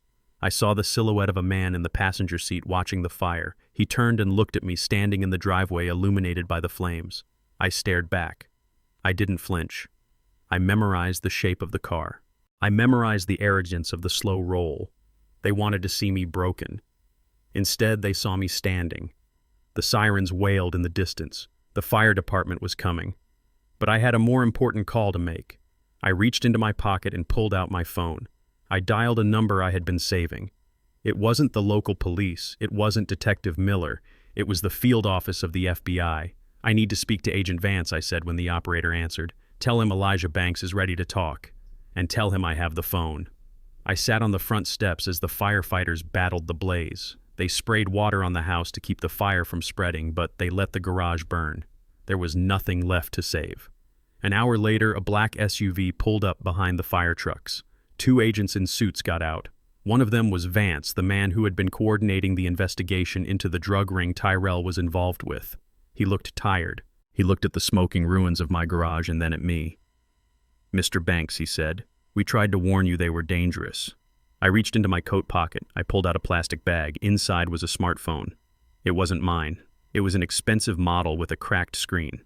"I found this in Tyrell's old bedroom 3 days ago," I said. "I was looking for the deed to the house. I found this taped under his drawer instead. It is his burner." I charged it up. "It is not password protected." Vance took the bag. He looked at the phone. "What is on it?" he asked. "Everything I said. Every text message. Every call log. Every threat. He has names stored in there. He has addresses for drop-offs. He has photos of the money he owed. And he has a thread of messages from a man named Kovar." "Kovar," Vance repeated. His eyes widened. "The last message from Kovar came 2 days ago," I said. "It said if Tyrell didn't pay, they would burn his father's house down." Vance looked at the fire, then back at the phone. "This is the link we have been missing. This connects the street dealers to the hierarchy. Mr. Banks, this is enough for a RICO warrant." "Good," I said, "because I am done waiting for the law to catch up. I want them gone. Tonight." Vance nodded. He handed the phone to his partner. "Get this to cyber immediately. I want warrants in an hour." He turned back to me. "Mr. Banks, you can't stay here. This creates a significant escalation. They tried to intimidate you. When they realize it didn't work, they might try something more direct. We can put you and your grandson in protective custody. We can move you to a safe house until the trial." I looked at my house. The siding was melted on one side. The windows were cracked from the heat. The garage was a pile of black charcoal. but the foundation was solid. The bricks were still standing. "No," I said. "Mr. Banks, please," Vance urged. "These are violent men." "I am a violent man too, Agent Vance," I said. "Or I used to be. I fought in a war before you were born. I worked on a line where molten steel could take your arm off. I raised a son who turned into a monster, and I put him in prison myself. I am not running from a bunch of punks with gasoline cans." "But your grandson," Vance said. "My grandson stays with me," I said, "but I am not staying here alone." I took out my checkbook. It was the book for the savings account, the account I had built over 40 years, the account Tyrell and Page had tried to steal, the account that held $200,000. "I want you to call a private security firm," I said. "The best one you know. I want ex-military. I want guys who know how to shoot. I want a perimeter around this house 24 hours a day until every single one of those men is in handcuffs." Vance looked at me. He saw I wasn't bluffing. "That will be expensive, Elijah." "I have the money," I said. "My children wanted it. They tried to kill me for it. They tried to rot my brain for it. Well, now I am going to spend it. I am going to spend every dime of their inheritance to make sure they never see daylight again." Vance smiled. It was a grim, respectful smile. "I know a firm," he said. "They hire former SEALs. They are expensive, but they are effective. Call them," I said. "Tell them to bring heavy gear." By sunrise, the fire was out. The ashes were cold, but the street was busy. The FBI raided the warehouse district at 6 a.m. Using the data from Tyrell's phone, they located the central hub of Kovar's operation. They kicked down doors. They seized assets. They found the money, the drugs, and the ledgers. I watched it on the news from my living room. I saw men in windbreakers hauling Kovar out of his mansion. I saw the piles of cash. I saw the end of the empire that had threatened my family. Outside my window, 2 men in tactical gear were patrolling my yard. A black SUV was parked at the end of the driveway, engine running. My house was a fortress. I made breakfast for Leo, pancakes and bacon. He ate quietly, looking out the window at the burnt garage. "Grandpa," he said, "is the bad man gone?" "Yes, Leo," I said. "The bad men are all gone." He looked at the security guard walking past the window. "Are those soldiers?" he asked. "They are friends," I said. "They are here to make sure we sleep tight." I drank my coffee. I felt lighter than I had in years. The secret was out. The burden of protecting my ungrateful son was gone. The money I had hoarded for a rainy day was finally being put to good use. It wasn't buying a beach house. It wasn't buying a sports car. It was buying peace of mind. I picked up the phone and called Jerome. "It is done," I said. "I saw the news," Jerome said. "They got Kovar. They got the lieutenants. Tyrell is going to have a lot of new friends in federal prison." "Good," I said. "What now, Eli?" Jerome asked. "Now we rebuild," I said. "I am going to clean up this mess. I'm going to fix the garage, and I am going to raise this boy to be a better man than his father." I hung up. I looked around my kitchen. It smelled of bacon and coffee, not smoke. It smelled like home. I was Elijah Banks. I was still standing, and I wasn't going anywhere. 3 months passed before the snow finally melted in Chicago. The gray sludge on the streets gave way to wet pavement and the first green shoots of grass pushing through the frozen mud in my backyard. I spent those months rebuilding. I hired a contractor, a good man named Marcus, who used to work the line with me to clear the debris of the garage. We poured a new concrete slab. We framed new walls. The smell of sawdust finally replaced the smell of ash. It was slow work, but it was good work. It kept my hands busy and my mind off the empty bedroom upstairs where my son used to sleep. I had not visited Tyrell since the day I walked out of the county jail. I paid his legal fees for a decent defense attorney, not the public defender, because every man deserves a fair fight, but I did not go to the hearings. I did not answer the collect calls that came in the middle of the night. I needed distance. I needed to know if the silence would break him or heal him. Then the letter came. It arrived in a plain white envelope with the return address of the Federal Correctional Facility stamped in red ink. The handwriting was shaky, barely recognizable as the penmanship I had drilled into him during homework sessions at the kitchen table. I took it out to the porch. I sat in my rocking chair with a cup of coffee and opened it. "Dear Dad," it began. There were no excuses this time. No stories about bad luck or misunderstandings. No requests for money.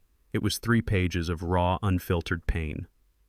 Tyrell wrote about the first month inside. He wrote about the sickness. He confessed something I had suspected but never wanted to admit. He wasn't just selling the pills, he was taking them. He had been hooked on painkillers since a minor car accident 3 years ago, and when the prescriptions ran out, he turned to the street. The gambling wasn't for thrills. It was to chase the high. The debt wasn't for luxury. It was for maintenance. He described the withdrawal in his cell, the sweating, the shaking, the feeling that his bones were trying to escape his skin. He wrote that he screamed for 3 days straight. He wrote that he wanted to die, but he didn't. He came out the other side, and for the first time in 3 years, his brain was quiet. The noise of the addiction was gone, leaving only the silence of his guilt. I read the part about Leo 3 times. I dream about him every night, Tyrell wrote. I dream about the day I taught him to ride a bike. I dream about his laugh. And then I wake up and I see the bars and I remember that I was willing to let his mother drug him and drag him to Mexico. I remember that I was willing to let you go to prison so I could keep getting high. Dad, I am a monster. I don't expect you to forgive me. I don't deserve it. I just want you to know that I am sorry. Not because I got caught, but because I finally see what I broke. I folded the letter. I put it in my pocket. I looked out at the new framing of the garage. It was strong. It was straight. It was time to see if my son could be rebuilt too. The next Sunday I put on my suit. I drove the 3 hours to the federal penitentiary downstate. I did not bring Leo. He asked to come. He missed his daddy. But I told him that his daddy was in a timeout for grown-ups and he wasn't ready for visitors yet. I wouldn't let my grandson see his father in a cage until I was sure the man inside the cage was actually his father and not the addict who had tried to destroy us. The visiting room was different here. It was quieter. The security was tighter. There was no glass partition this time, just a wide table with a low barrier in the middle to prevent passing contraband. I sat and waited. When Tyrell walked in, I didn't recognize him at first. He had lost 30 pounds. His face was gaunt, his cheekbones sharp against his skin. His hair was cut short. He walked with his hands clasped behind his back, head bowed. He sat down opposite me. He didn't reach out. He didn't smile. He just looked at me with eyes that were clear, sad, and incredibly old. "Hello, Dad," he said softly. "Hello, Tyrell," I said. "Thank you for coming," he said. "I didn't think you would." "I got your letter," I said. He nodded. He looked at his hands on the table.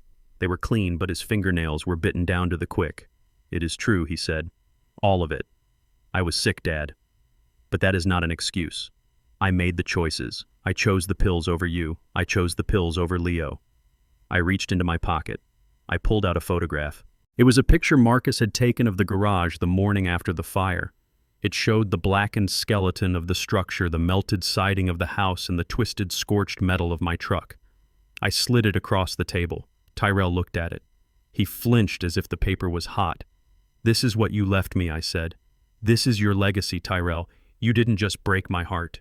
You burned down my history. That truck was the first new thing I ever bought. That garage was where I taught you to change your oil." Tyrell stared at the photo. His shoulders began to shake. A tear hit the glossy paper. Then another. He didn't make a sound, but he was weeping. It wasn't the loud performative sobbing of the county jail. This was a silent, deep grief. He traced the image of the burnt truck with his finger. "I am so sorry, Dad," he whispered. "I am so sorry." I watched him. I looked for the deception. I looked for the angle. I didn't see one. I saw a man who had hit rock bottom and found it was made of solid rock. "I am rebuilding it," I said. "Marcus is helping me. It will be stronger than before. Fire-resistant materials, better wiring." Tyrell looked up. "You are rebuilding?" he asked. "I am," I said, "because that is what we do. We build. We don't run." He nodded, wiping his eyes with the back of his hand. "How is Leo?" he asked. "He is good," I said. "He is in school. He is seeing a counselor to talk about why his mom and dad aren't there. He asks about you." Tyrell swallowed hard. "What do you tell him?" "I tell him the truth," I said. "I tell him his father made bad choices and he is paying for them. But I also tell him that his father loves him. Because I have to believe that underneath the addiction you still do." "I do," Tyrell said. "I love him more than anything. That is why I need to stay here. I can't be near him until I am fixed." I reached into my briefcase. I pulled out a thick document bound in blue paper. I laid it on the table next to the photo of the fire. This is why I came, Tyrell, I said. He looked at the document. Last will and testament of Elijah Banks. You cut me out, he said. It wasn't a question. It was a statement of fact. He didn't sound angry. He sounded resigned. I did, I said. But not the way you think. I opened the document to the section on assets. I liquidated the savings account, I said. The money you tried to steal. I put it into an irrevocable trust. I added the insurance policy. I added the house. Everything I own, everything I worked for, is in that trust. And who is the beneficiary? He asked. Leo, I said. Tyrell closed his eyes and nodded. Good. That is good. He deserves it. I am not finished, I said. Read the clause at the bottom. He leaned forward and read. His lips moved silently. I set it up so you cannot touch a penny, I explained. Not for legal fees, not for commissary, not for a new car when you get out. You get nothing. The trust pays for Leo's education. It pays for his first home. It pays for his start in life. I paused. However, I continued. There is a clause. When Leo turns 30, if you are still alive and if you have proof of 10 consecutive years of sobriety and if Leo consents, the trust can release a stipend to you, a pension, enough to keep you from starving. Tyrell looked at me. He looked shocked. 10 years, he said. 10 years after you get out, I clarified. You have to prove you can live in the world without destroying it. You have to work. You have to be a father. You have to be a man.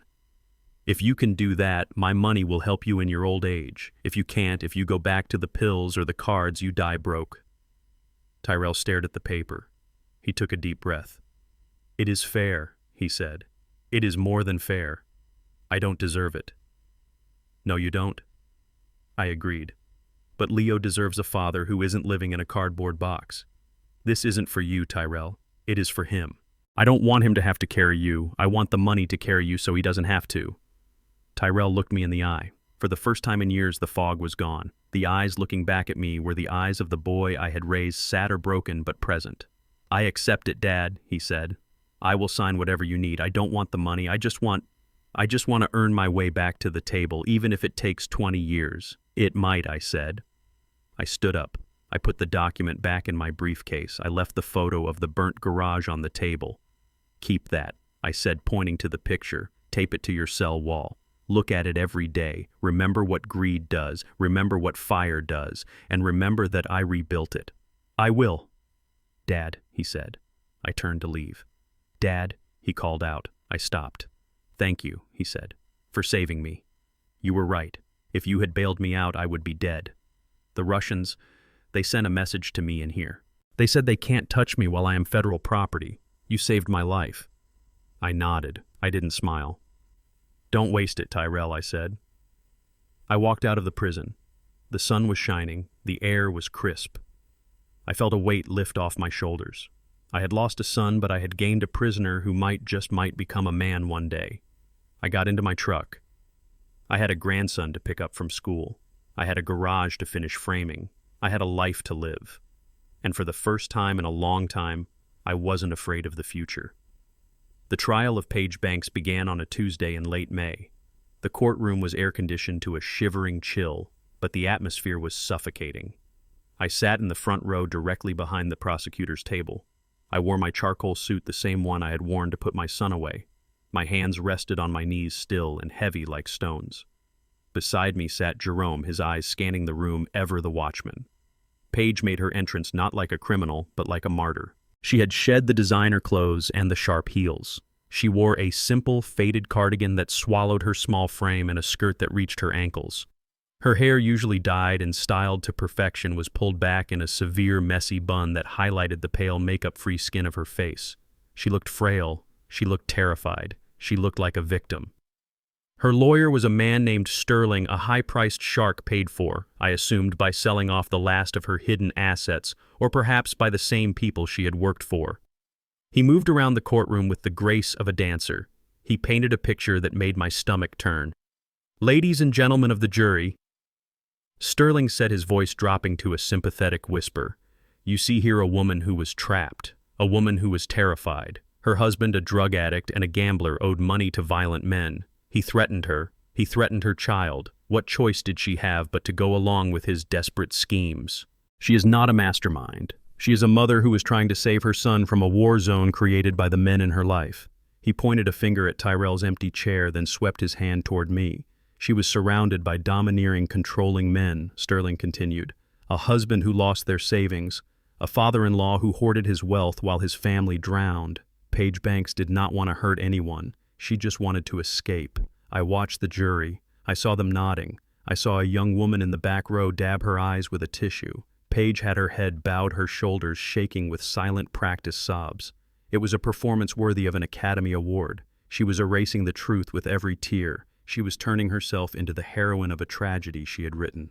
For 3 days I listened to her lies. She took the stand on Thursday. Her voice was barely a whisper. She talked about how Tyrell forced her to buy the drugs. She talked about how she only packed the suitcase to save Leo from the loan sharks. She cried when she talked about Leo saying she only wanted to take him to Disneyland, not Mexico. She claimed the sleeping pills were for herself because she was too anxious to sleep. The jury ate it up. I could feel the tide turning. They looked at me with suspicion now. I was the rich grandfather who let his family suffer. I was the cold man who called the police on a scared mother. On Friday, the prosecutor, Ms. Vance, called her final witness. The state calls Elijah Banks to the stand. I stood up. My knees popped in the silence of the room. I walked to the witness box. I swore the oath. I sat down. I looked at Paige. She finally looked up. Her eyes were wet, but behind the tears I saw a flicker of triumph. She thought she had won. She thought her narrative was unbreakable. Mr. Banks, Ms. Vance said, "You have heard the defendant's testimony. She claims she was coerced. She claims she had no knowledge of a plan to harm you physically. She claims her only goal was to protect her son. Is that true?" "No, ma'am," I said. My voice filled the room deep and resonant. "It is not true." The defense attorney Sterling stood up. "Objection. The witness is speculating on the defendant's state of mind." "Sustained," the judge said. "Mr. Banks, stick to the facts." I reached into the inner pocket of my jacket. I pulled out a small silver USB drive. I held it up. "I have a fact, Your Honor," I said. Ms. Vance looked surprised. She didn't know about this. I hadn't given it to her before. I hadn't trusted anyone with it until this exact moment. "What is that?" Mr. Banks, the judge, asked, peering over her glasses. "This is a recording," I said. "From my kitchen." Sterling was on his feet instantly. "Objection. Surprise evidence. We have not had a chance to review this." I turned to the judge. "Your Honor, I found this 3 days ago. I was tearing out the drywall in my kitchen to fix the fire damage. I found an old voice-activated recorder I had dropped down the vent behind the refrigerator 6 months ago. I used to use it to record my grocery lists because my memory isn't what it used to be. I forgot it was there. But it kept recording every time there was a loud conversation in my kitchen." The judge looked at Sterling, then at me. "This is highly irregular, Mr. Banks, but given the gravity of the charges, I will allow a recess for counsel to review the evidence." We broke for an hour. I sat in the hallway. Sterling and Paige went into a conference room. I saw Sterling come out 10 minutes later. His face was gray. He looked like a man who had just swallowed a stone. He went to the prosecutor. He whispered something. Ms. Vance shook her head firmly. We went back into the courtroom. The jury was seated. The air was electric. "The state enters Exhibit G into evidence," Ms. Vance said. An audio recording dated February 14th, 3 weeks before the incident. She pressed play on the court's sound system. There was a hiss of static, then the sound of a chair scraping against tile, and then Paige's voice. It wasn't the soft, trembling voice of the victim on the stand. It was cold. It was hard. It was the voice of the woman who had screamed at me in my garage. "I am telling you, Gary," she said on the tape, "the old man won't die. He is like a cockroach. I stopped giving him his heart medication for a week and he didn't even get dizzy." A man's voice laughed. It wasn't Tyrell. It was a deeper, rougher voice. "So what is the plan, babe? The loan is due." "The plan is," the fentanyl, Paige said. "We frame him. He goes to jail. The stress kills him. Or he rots there. Either way, I get the house. I get the insurance. Tyrell is weak. He won't do what needs to be done. But I will." There was a pause on the tape. Then Paige spoke again, her voice dropping to a sinister whisper that echoed in the silent courtroom. "And if the drugs don't work, Gary, I am going to the hardware store." I looked it up. Rat poison in gumbo covers the taste of the bitter almonds. It looks like a heart attack. No autopsy for a 70-year-old man. He eats, he sleeps, he dies. and I am free. The recording ended with the sound of a door slamming. The silence in the courtroom was absolute. It was a physical weight. The jury members looked at the speaker, then they looked at Paige. Their faces were masks of horror. The young woman in the back row had her hand over her mouth. Paige was frozen at the defense table. Her face had drained of all color. Her mouth hung open. The mask had not just slipped, it had shattered. Mr. Sterling put his head in his hands. He didn't look at his client. He knew it was over. Paige stood up. Her chair fell backward with a loud clatter. "That is fake," she screamed. Her voice was shrill, piercing. "That is not me. He made it up. He used a computer. He is trying to frame me." "Sit down," Ms. Banks, the judge, ordered, banging her gavel. "No," she shrieked. She pointed a shaking finger at me. "I hate him. Look at him. He is sitting there like a king. He has millions, millions of dollars, and he wouldn't give us a dime. He watched us drown. He deserves to die. He deserves to eat poison." The courtroom erupted. The jury gasped. Paige had just confirmed the tape in a fit of rage. She had confessed in open court. "Bailiffs, restrain the defendant," the judge shouted. 2 officers moved in. Paige fought them. She was a wildcat, scratching and kicking. "I should have killed you when I had the chance," she screamed at me as they dragged her away from the table. "I should have pushed you harder off that cliff." I sat in the witness box. I didn't flinch. I watched her unravel. I saw the monster underneath the skin finally claw its way out for everyone to see. The judge called a recess, but the verdict was already written in the air. When we returned, the jury deliberated for less than 20 minutes. Guilty on all counts: attempted murder, conspiracy to commit murder, child endangerment, drug trafficking. The judge asked Paige if she had anything to say before sentencing. Paige stood up. She was handcuffed now. Her hair was loose, falling over her face. She looked at me one last time. There was no remorse in her eyes, only pure distilled hatred. "I hope you rot, Elijah," she spat. The judge looked down at her. She adjusted her glasses. "Ms. Banks, your conduct has been reprehensible. You plotted to kill a man who took you into his home. You used your own child as a pawn. You attempted to corrupt the justice system to frame an innocent senior citizen. There is no rehabilitation for the kind of malice you have displayed." The judge took a breath. "I sentence you to 20 years in a federal penitentiary without the possibility of parole. You will not see your son grow up. You will not spend his inheritance. You will spend the next 2 decades in a cell thinking about the poison you tried to serve others."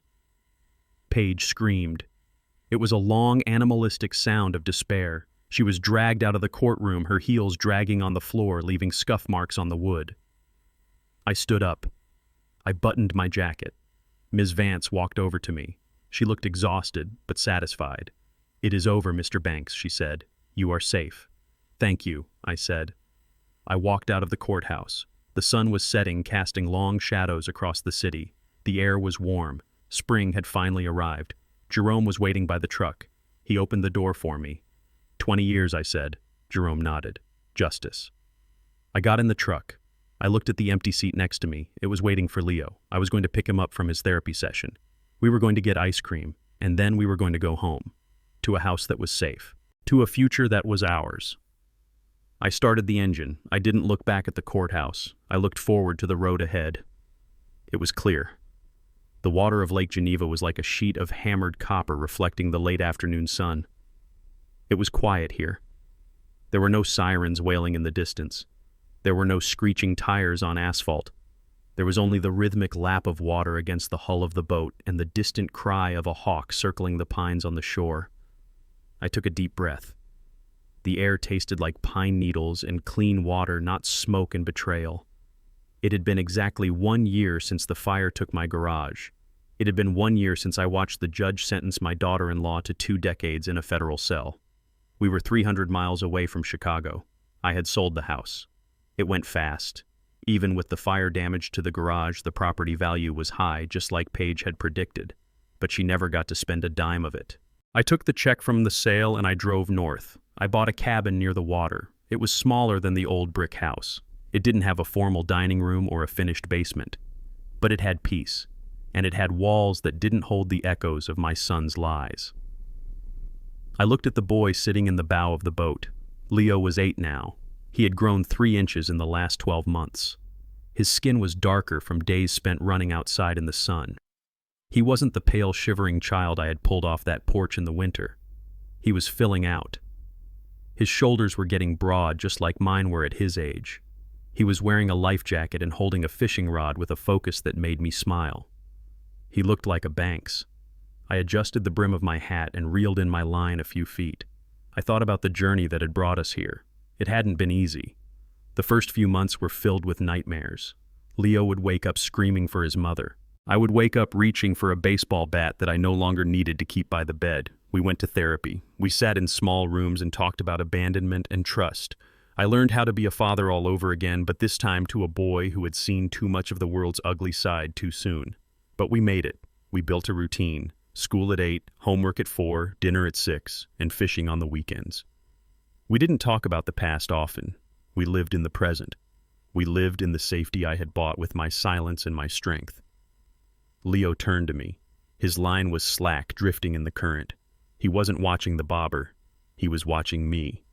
His eyes were dark and serious, too serious for a boy his age. "Grandpa," he said. "Yeah, Leo," I answered. "Can I ask you something?" "You can ask me anything, son." "You know that." He hesitated. He looked down at his sneakers, then back at me. "Is my dad a bad man?" The question hung in the air heavier than the humidity. I had been dreading this question. I had been preparing for it. But hearing it out loud in the middle of this beautiful lake felt like a punch to the gut. I could have lied. I could have told him his father was a hero who made a mistake. I could have told him his father was sick. I could have told him his father was a victim of his mother. But I had promised myself one thing when I took custody of this boy. No more lies. The Banks family had been destroyed by lies. We would be rebuilt on the truth. I put my rod down. I leaned forward, resting my elbows on my knees. I looked him in the eye.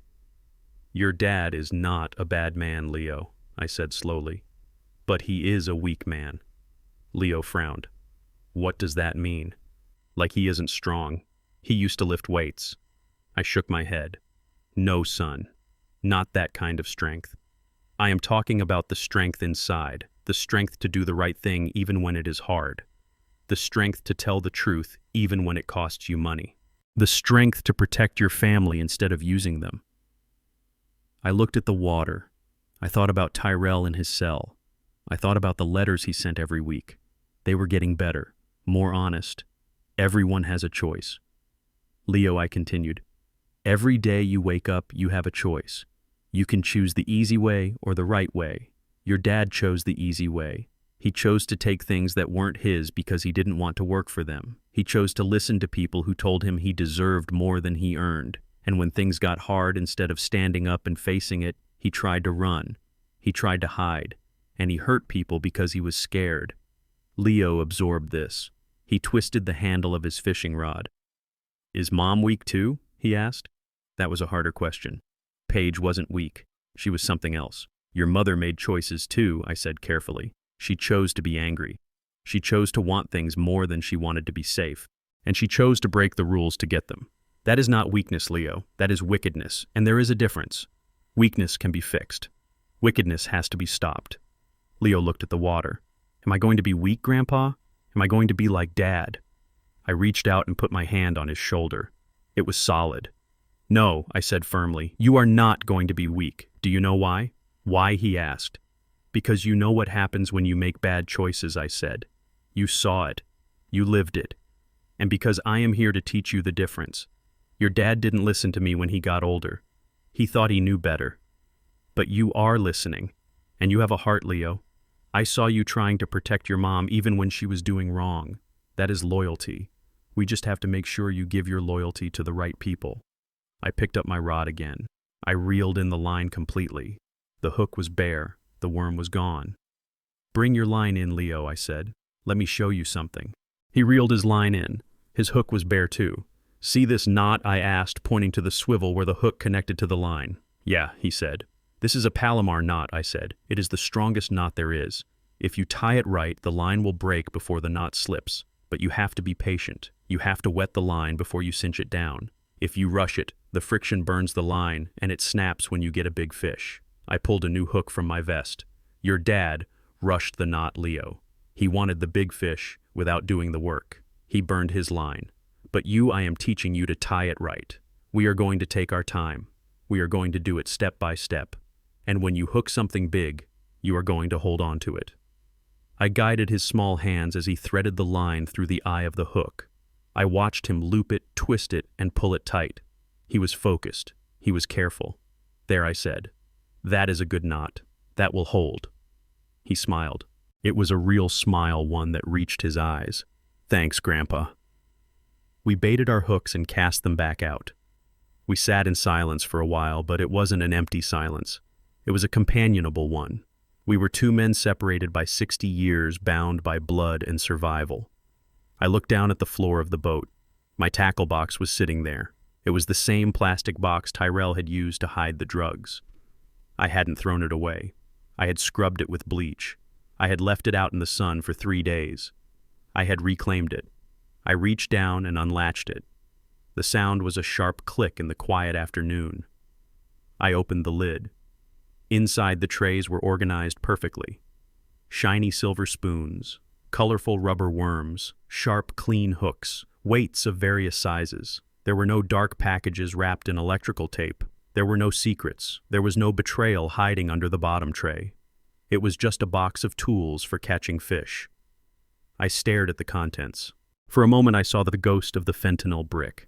I felt the phantom weight of the sin my son had tried to place on me. But then the image faded, replaced by the clean reality of the present. I had taken the poison out of our lives. I had sanitized the container. I looked out at the horizon where the sun was beginning to dip below the tree line, painting the sky in shades of purple and gold. I closed my eyes for a second. I felt a breeze touch my cheek, warm and gentle. It felt like Bernice. I hadn't felt her presence in the old house for a long time. The tension and the lies had driven her spirit away. But here on this water, I felt her. She was smiling. I knew she was.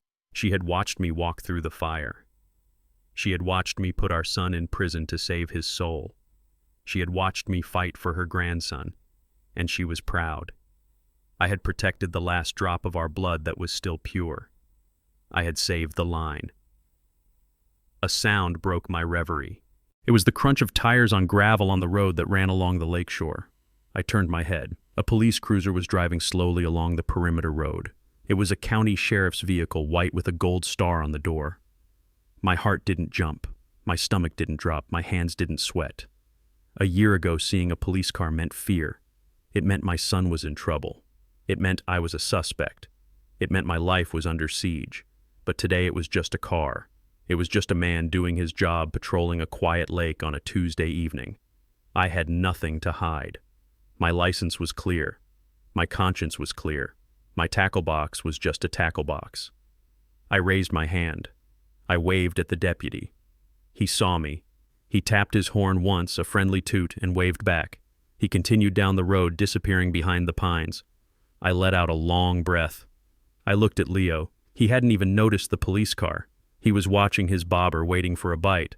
"Grandpa, I think I got one," he shouted, the rod tip bending. "Reel him in, son," I said, reaching for the net. "Keep the line tight. Don't let him go." Leo cranked the handle. He fought the fish.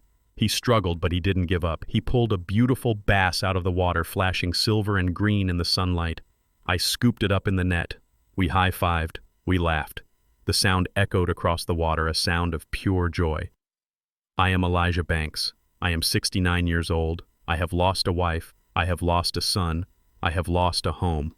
But looking at my grandson holding that fish, I knew I hadn't lost myself. And for the first time in a long time, I wasn't afraid of what tomorrow would bring. I was ready for it. If you enjoyed this story of justice and resilience, please like and subscribe. And tell me in the comments, what is the hardest decision you have ever had to make to protect your family? Until next time, keep your line tight and your eyes open. The biggest lesson I learned is that blood does not make a family. Loyalty does. For years, I thought being a good father meant shielding my son from the consequences of his actions. I was wrong. Sometimes the most loving thing you can do is let them fall so they can learn how to stand. I had to break my own heart to save my dignity and secure my grandson's future. You cannot build a home on a foundation of lies, and you cannot save someone who is determined to drown you. If you are holding on to toxic people just because you share a last name, let go. Save yourself first. If this story resonated with you, please hit that like button and subscribe to the channel for more stories of justice and resilience. Tell me in the comments, have you ever had to make a tough decision to cut off a family member to protect your peace? I read every single one. Until next time.